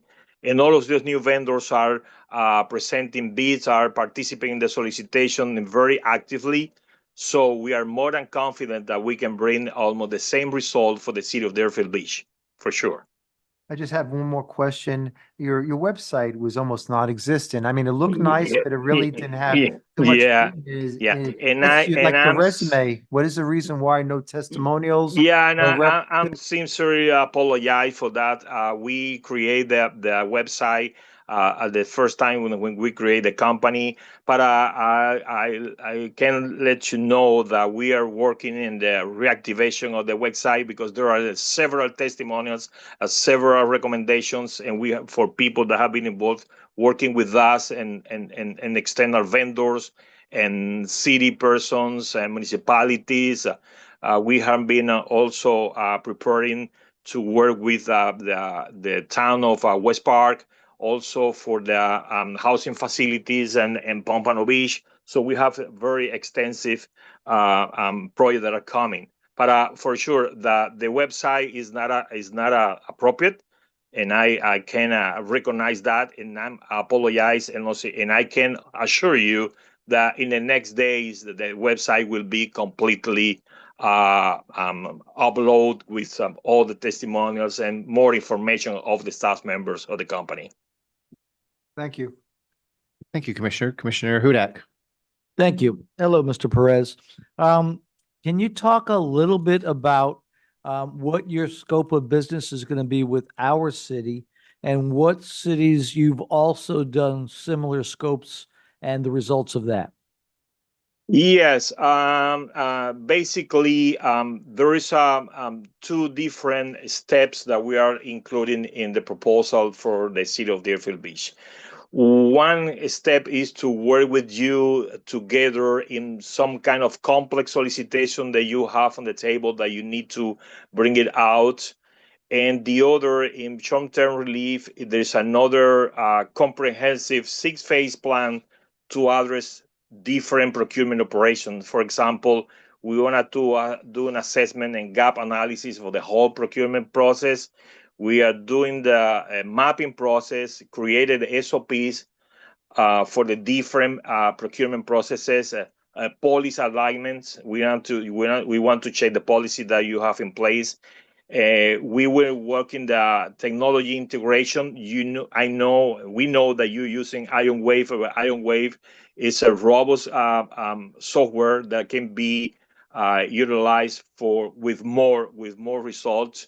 So that means that we can use the IronWave in all the phases. We also want to work with you and to manage and tracking the contracts, just to create the contract tracker for the city and to review the spending of all the contracts. So the way that we can advise in a timely manner when the contract will expire. If a contract is overspending of the contract, we will visualizing that the contract will be overspent. So there's a different phases included in the plan. So basically, in another cities, something parallel or something similar is the one that we are doing in Pompano Beach, because the other cities are the small towns, the small cities. There's a more simple phases, but the work that we are doing in the Pompano Beach is very, very similar what we are wanting to do with Deerfield Beach. Thank you very much. You're welcome. Any other questions for Mr. Perez? None? Okay. So I'll say, I mean, we all should know by now that procurement has been a challenge. Just recruiting for that department is difficult by its very nature and retention. And we've all seen, the backlog of procurement items that are there. So we need to certainly clean that up. And in your professional opinion, bringing in an outside vendor, much like we did in the financial services department as well, we brought in, help as well. This is the solution in your professional opinion. Is that correct? That's correct, sir. And then there were three, they weren't bidders, but there were three companies that you evaluated. Correct. And you, along with your team and your professional judgment, believe that this LPRM is the best company for the city of Deerfield Beach. That's correct. Okay, thank you. This is a public hearing, so is there anyone that would like to speak on item number 3 this evening? Madam Clerk, did anybody sign up? Okay, so former Commissioner Battle, would you like to speak? Okay, come on down. And then is there anyone on deck online, Madam Clerk? Okay. Gloria, about 1240 Southwest 6th Deerfield Beach, Florida. When I look at your information and your backup, and I always try to go through and try to put myself in a position. And one of the things that I always do, especially with companies that are bidding, I want to know, first of all, whether or not they're a Florida company, whether or not they're Broward company, whatever the case may be. I go on Sunbiz or whatever. I haven't been able to pull up LPRM. I just found out, the guy's name, Luis Perez. If I'm spelling it correctly, on Sunbiz, I still don't see anything under Luis Perez as a major entity or whatever. Just who is LRMP? And, I can't make the decision that the director made in terms of looking at the three bids that were given and choosing this particular company. But those are some questions that I have. Like Commissioner Shinetsky, when I looked there on the website and saw there was almost no information, I'm wondering what's going on. And still a buzzword, everybody wants to be minority one way or the other. When I'm looking at contracts or whatever, I want to know, break that minority down for me. How many people, minority people on that staff look like me, and how many are others, be they women, blacks, or whatever. Thank you. Excuse me. Thank you. Anyone else online, Madam Clerk? Former state representative, go ahead, please. Unmute yourself.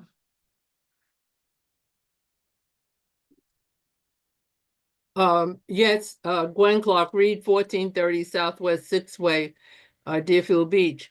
I heard a lot of mention of people who were in procurement at the school board of Broward County. And I'm sure you know, just as I know, that they had a lot of issues with their personnel who was in procurement. So I don't know if we should have, this group should have just been chosen like that, or should we have heard from the other groups that were on the list? Thank you. Thank you. Anyone else? Mr. Perez has his hand up. He already spoke. I guess we can give him 3 minutes.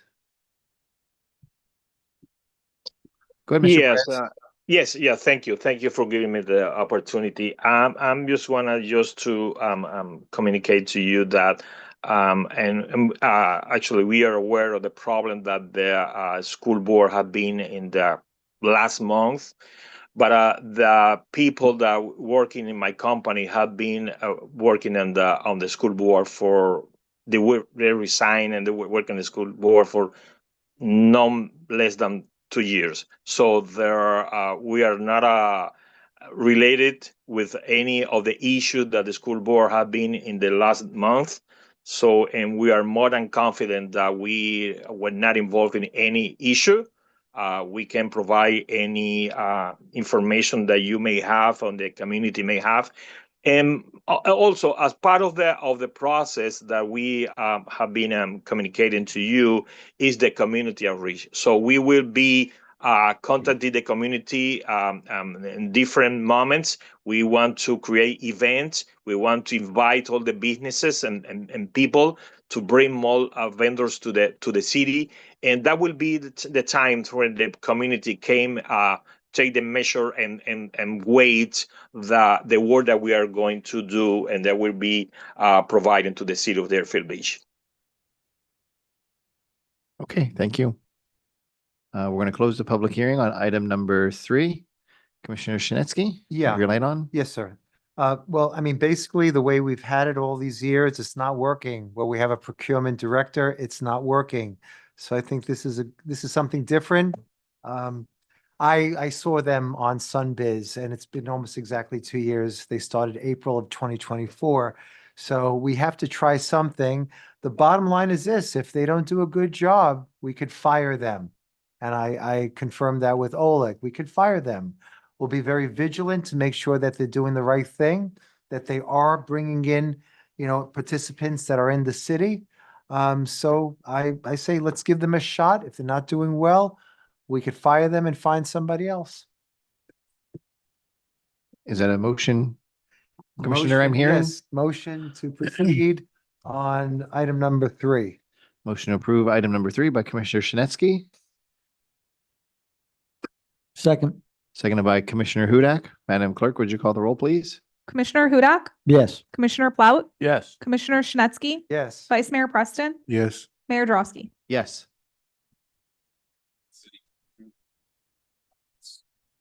Comments by mayor and city commission, excuse me. Okay, District 1, Commissioner Hudak. Thank you, Mr. Mayor.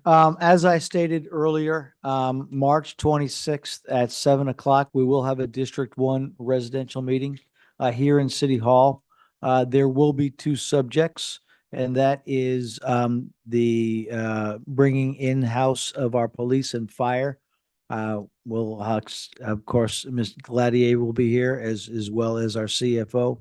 And the second topic will be Southwest 8th Avenue Drainage Project and any updates and where we're at with that. So I look forward to seeing everybody with that.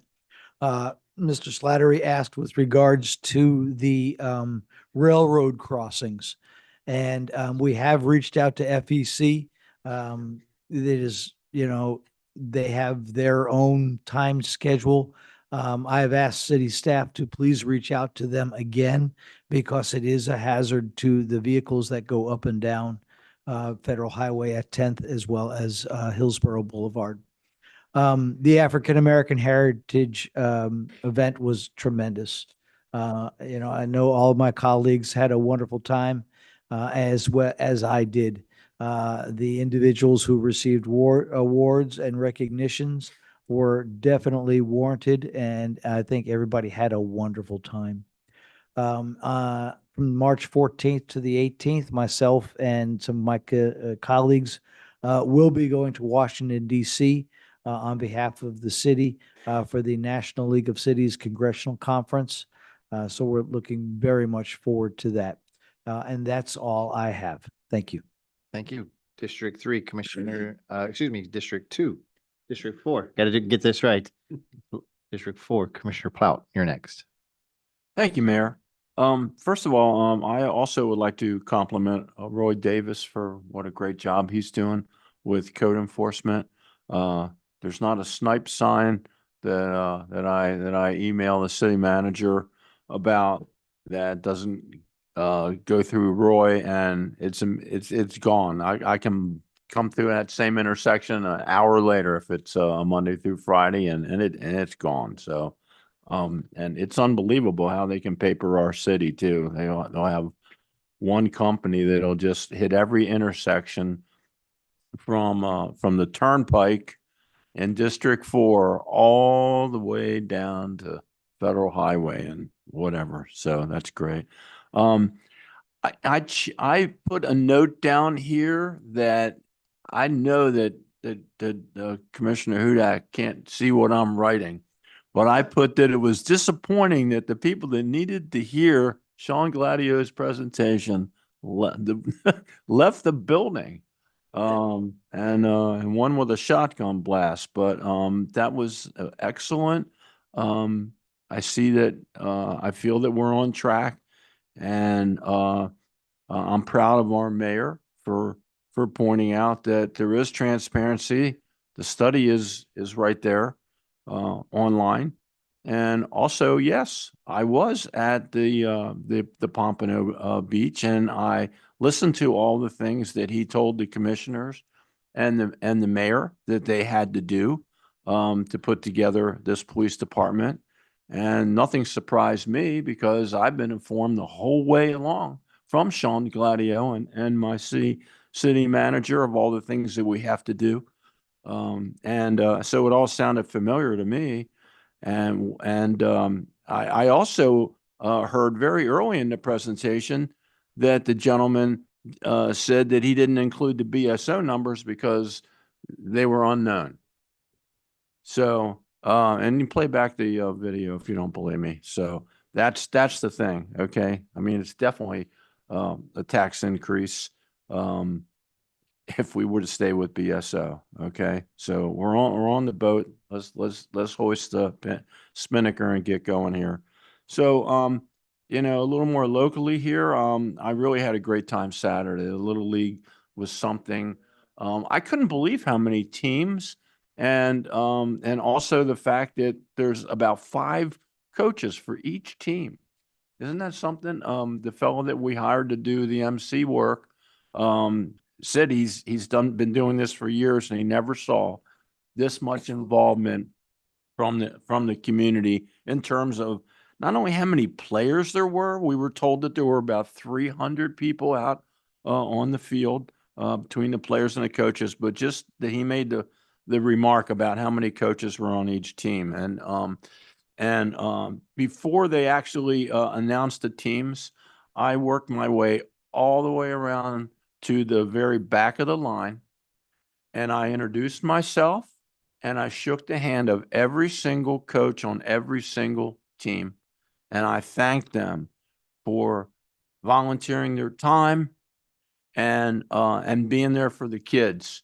And they were very happy, you know, to see me there, that I did that.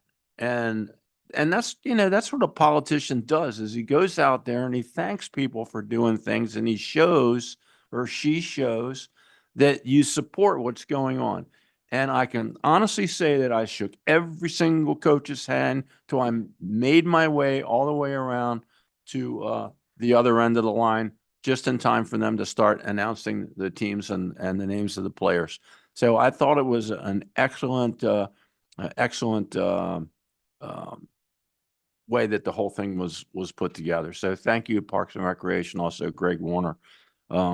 Fantastic. Also, to hear from your folks about how they went to another field to learn how to put together a baseball field, how to do the mound, how to stripe the lanes, everything. I would have never even thought of that. I just figured they exist because somebody put them together. But they went out and they got trained on it, and they were pretty excited about it.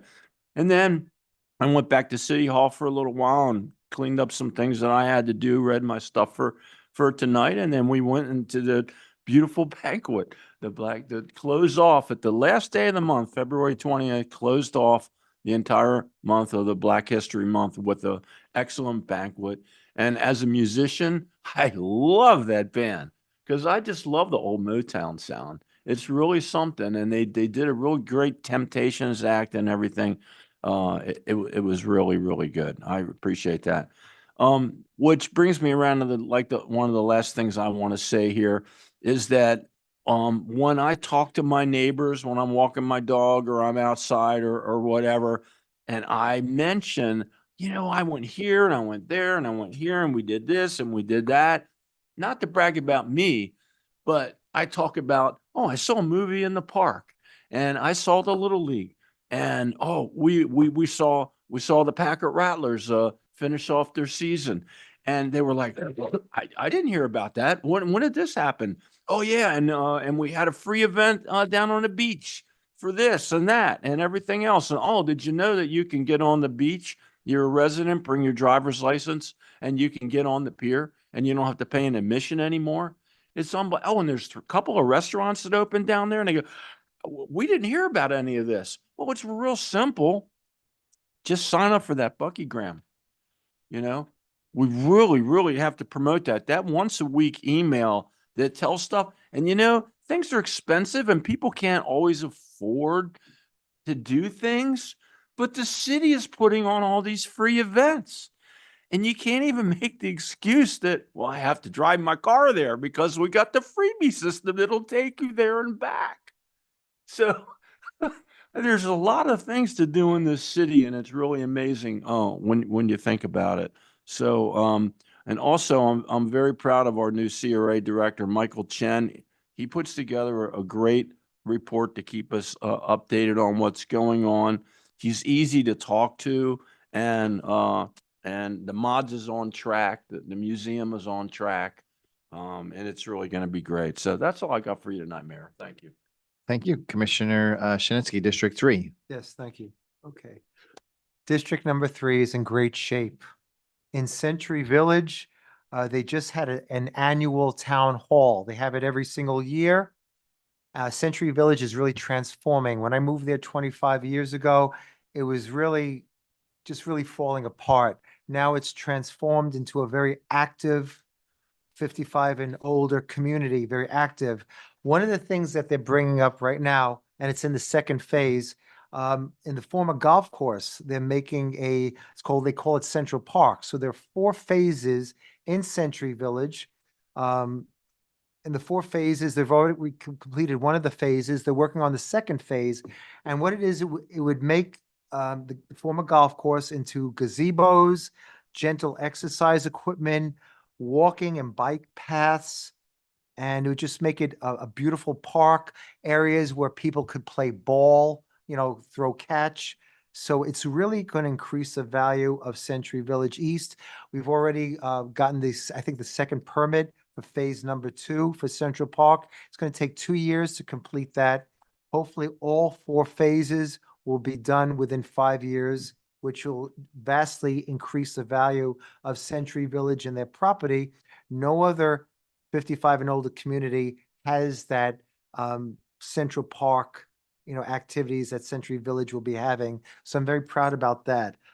This weekend, March 6th, 7th, and 8th, Century Village is going to be sponsoring an art expo. Artists from throughout Century Village, they're going to be putting up their wares, and the proceeds from that art expo will go towards scholarship for Deerfield Beach High School students. So I'm going to participate in that. I'm championing it. So I think that's a great partnership, Century Village and Deerfield Beach High School. In terms of Crystal Lake, they finished putting up the sidewalks on Northwest 18th Avenue. And right now they're putting down, it's like a traffic mat on Northwest 18th Avenue that will slow up traffic because a lot of the drivers, they just really speed through that avenue. So we have that traffic mat that they're working on right now. Also, I want to commend BSO because they have a staff car out there by the rec center in Crystal Lake, and it really puts people on notice to slow down. So I want to say thank you. Also, yesterday I went with some consultants and also with Bernard Jones, he's director of development. We're looking at different properties in Deerfield Beach. And one of the properties is Tan O'Shanter Golf Course, which is abandoned. It's been abandoned since 2004. It's 50 acres.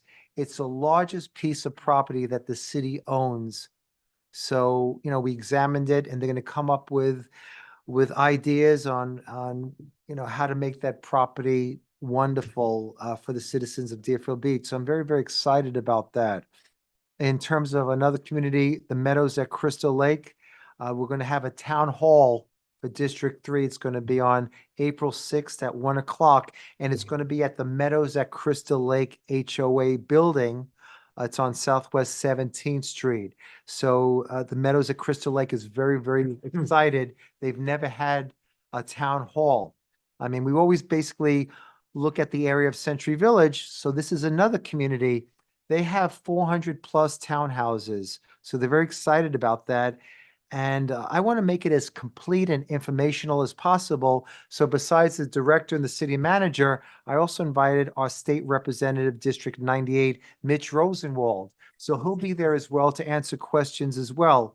So very, very excited about that. District 3 Town Hall, April 6th. I'm sorry. Okay, thank you. The other thing is, last meeting, I brought up about the proposed sludge dryer incinerator that's being proposed by Waste Management and the county of Broward County that could be coming up. What disturbed me was, I don't know if you saw in the newspaper, but Pembroke Pines has a $90 million recycling center that was, bought by Waste Management. So they're investing for a state-of-the-art $90 million recycling center in Pembroke Park, but our area might get a sludge dryer, which brings me to the Solid Waste Authority. I was here in the audience when we approved $1.5 million, the city to be on the Solid Waste Authority. What's happening is they're finally getting around to doing the master plan. That will be done, but also they're probably going to be coming around for a 40-year commitment to be a part of the Solid Waste Authority. And I have a lot of concerns about that.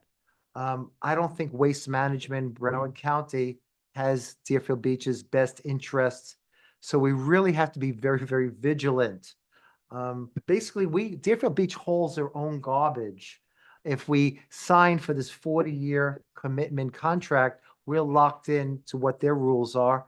And that troubles me because, again, I don't think Waste Management in Broward County has our best interest. We have to really look out for ourselves. If we sign that 40-year commitment, then basically our composting program can't be expanded, which I recommend. And even the recycling program, we need to go our own way with that. So they'll be coming to us to sign on to that 40-year Solid Waste Authority commitment. I say, let's be very vigilant on that and make sure we do what's best for Deerfield Beach, not for them. I also want to bring up, and I know it's late in the evening, but I think it's very, very important. We've been hearing a lot about transparency, and I definitely agree about that. I agree with the commissioners on that. That's why I feel we should have a public safety advisory board. Now, I broached this to the director of public safety, the city manager, about a month ago. And so they knew my intent, and I told them that I want to move forward with this. In doing research, Cooper City has their own public safety advisory board.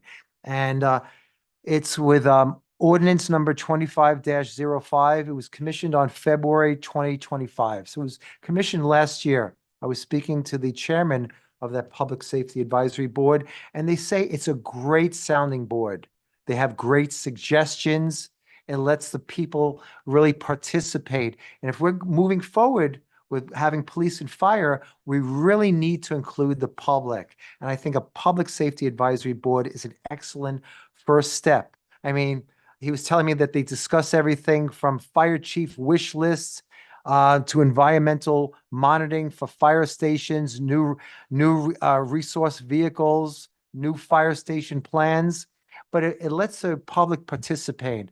And I think it's very important that we should look into it. And I would even like to make a motion to maybe move forward to have a public safety advisory board in Deerfield Beach. So I'd like to make a motion for that. Crickets, okay. All right, but I think that's very, very important. And finally, I know almost last year I brought up that there's an All-American City program that is a program for South Florida cities. I know Delray Beach has won it a few times. Fort Lauderdale has won it a few times. If we're really touting how wonderful Deerfield Beach is with the new museum and our beach, I think this is something that we should look into to participate in the All-American City program competition. I know it's going on right now. So I'd like to make a motion to maybe have us participate and look into the All-American City program for Deerfield Beach to participate in that. Because again, we're in competition with our fellow cities and we're marketing to try to show how wonderful Deerfield Beach is and to get people to invest and come to Deerfield Beach. And I know it's very symbolic. It's the optics of it. I think it's very important that we should participate in this All-American City program. So I'd like to make a motion on that. Crickets. No.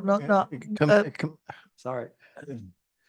Go ahead. I'll let you go. You're the mayor. Commissioner, I don't think you have necessarily bad ideas or bad intent, but to spring it on us at the end of a meeting with no backup, no opportunity to vet it, no opportunity to talk to staff, puts all of us at a big disadvantage. You talk about transparency.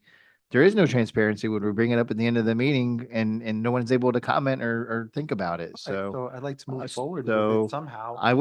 but personally, I would get with the city manager and city attorney and put it on the agenda. And that way we can review it and discuss it in advance and then be more informed when we vote. Okay, Were you going to well, say I something second along that. that line, Commissioner? I second that. How about with the All-American City? Same thing? Okay. All right. I will. Thank you. They're good ideas, but let's vet them. Okay. Well, no, I did a month ago outreach to the public safety director. He knew about it, the city manager, the city attorney, so they know about it. And I've been discussing it with them, but all right, I'm willing to put it on the agenda for one of the future meetings. I think it's that important. The point is they may have known, but we didn't know and we wouldn't know, nor should we know because of sunshine until a public meeting. So Understood. Thank you. Commissioner, excuse me, Vice Mayor Preston, District 2. Just before I get into my comments, if you remember, Commissioner, I had an item on the agenda and it didn't go anywhere. Remember, I made a comment at the end, I can count. Remember that?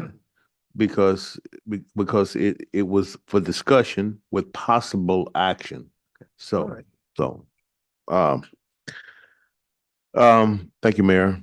I just want to say that I think there's some very good things that are happening in our city when it comes to our youth and the way that things are happening with that. The opening day for the Little League was a tremendous success. And you can see the organization that comes in that was there coming from Parks and Recs. Our representative did a good job. It was a packed agenda. Kids were out there, parents, and it was a very good day. So I'd like to say thank you for that. That's something that a lot of those kids are going to remember years and years from now, along with their parents.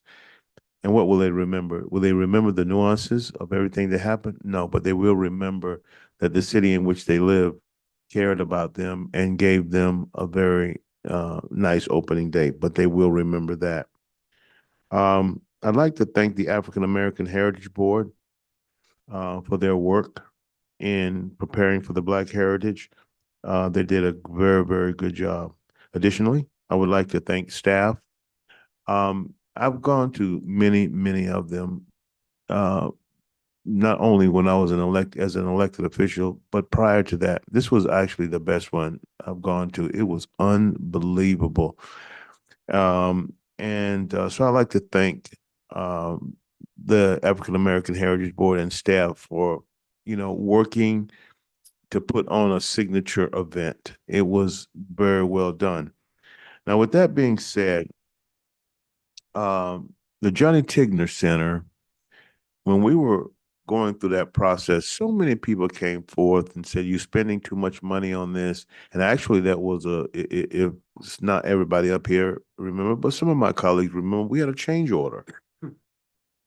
And people were really critical and didn't support us.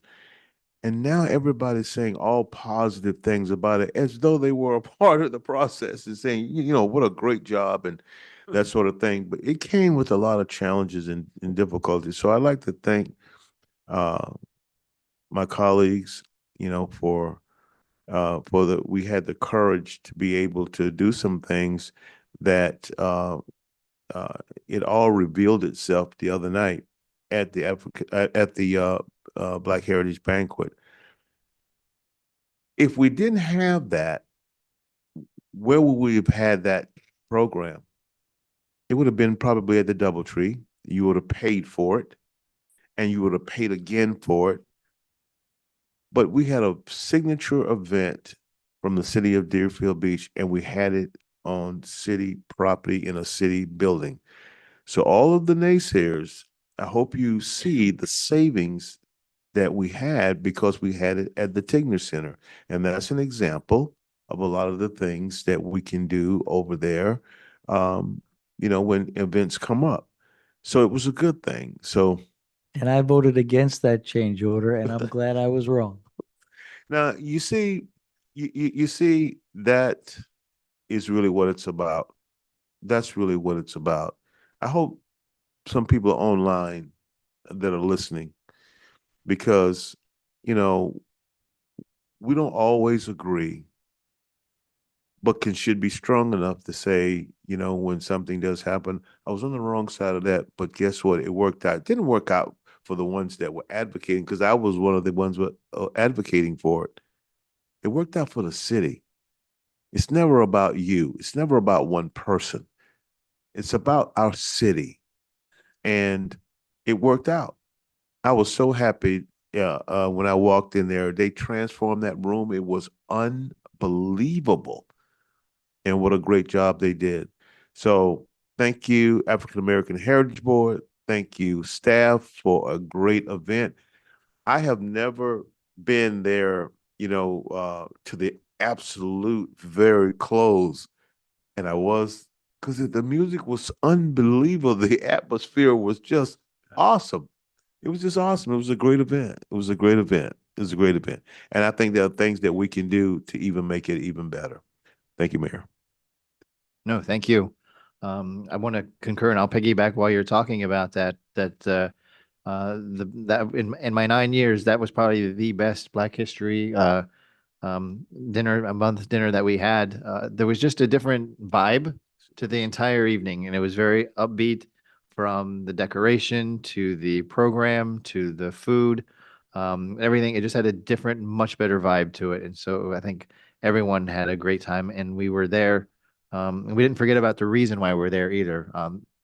Vice Mayor, you talked about Reverend Jackson at the very beginning of the meeting. So we didn't lose focus of the reason that we were there for the meeting. So I think it was absolutely wonderful. It's going to be hard to beat next year. So good luck, Greg, and your team. But good marks there. And second is I know Commissioner Hudak and Commissioner Plout at opposite ends of the dais can't see what I wrote down. But what I wrote down for tonight too is how disappointed I was that the folks that were against item number 13 tonight left and kind of stormed out tonight. Please don't leave. Stay engaged and be a part of the discussion. Just because we don't always agree doesn't mean that your voice is lost. We hear you. I hear you. We don't always agree on the details, but I hope tonight some of the facts that I tried to present that you understand a little bit more for where I'm coming from on this particular issue. And there is a voice for everyone in this process. So please don't run out. Stay engaged. We can't hear your voice when you're not in the room. I think it was at Commissioner Preston's recent District 2 meeting where the residents made a comment that they would not be in favor of brown uniforms. I believe that was at your, was it not? It's something that I personally would not have thought of had the residents at that meeting not made that comment. I don't know that we would have gone with brown anyway, but it was something that the residents certainly made their opinion very known of. So that is something that we took away from that meeting. That's going to be something we're going to learn as we go throughout this entire process. So please don't quiet your voices. Please let us continue to have that dialogue.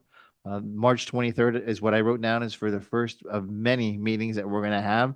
And I encourage the public to come out, and these are the details that we need as we go forward. So please continue to stay engaged. Just because you don't hear sometimes exactly what you want to hear doesn't mean that we're not listening and want you to be engaged in part of the process. This Saturday, March 7th, is the Broward County Waterway Cleanup. It's a county-wide project. There are 2 locations in Deerfield Beach. For those of you in Districts 1 and District 2, the closest location is Deerfield Island, where they'll be having a cleanup much akin to the beach cleanups that we have. This one will be on Deerfield Island. And the second location for those in Districts 3 and District 4 will actually be at the Villages of Hillsborough Park, 9 a.m. For both locations starting this weekend. Now, Villages of Hillsborough Park, if you're aware of it, is based upon located on the Hillsborough Canal. So there will, in addition to water opportunities for cleanup, there will also be land-based opportunities for the cleanup as well if you don't have a small boat or want to get into the water. So that's this Saturday at 9 a.m. At either Deerfield Island or at the Villages of Hillsborough Park in Deerfield Beach. And then lastly tonight, I just want to announce it is online, but in case you haven't seen it, March 24th, right here in the Commission Chamber, I'll be hosting a town hall, co-hosting a town hall meeting with Broward County Property Appraiser Marty Kerr to go over the document fraud that is very real and mortgage fraud, indeed fraud in Broward County. It is very real. Mr. Kerr has come to multiple meetings and stood at that podium and told us how it's rampant in Broward County and how he's established a specific task force to combat that. But with the elderly population that we have in Deerfield Beach, we thought it was important to have a specific town hall for Deerfield Beach. So please, if you're able to make it 7 o'clock on March 24th here at City Hall. Other than that, that's all that I have for this evening. I want to appreciate everybody and your patience for sticking with us tonight. The next meeting is not regular because of several other events going on. Our next regularly scheduled meeting is March 31st back here at City Hall. Tuesday, March 31st is our next meeting. Is there a motion to adjourn? Motion to adjourn. Motion to adjourn by Commissioner Plout, seconded by Vice Mayor Preston. All those in favor say aye. Aye. Anyone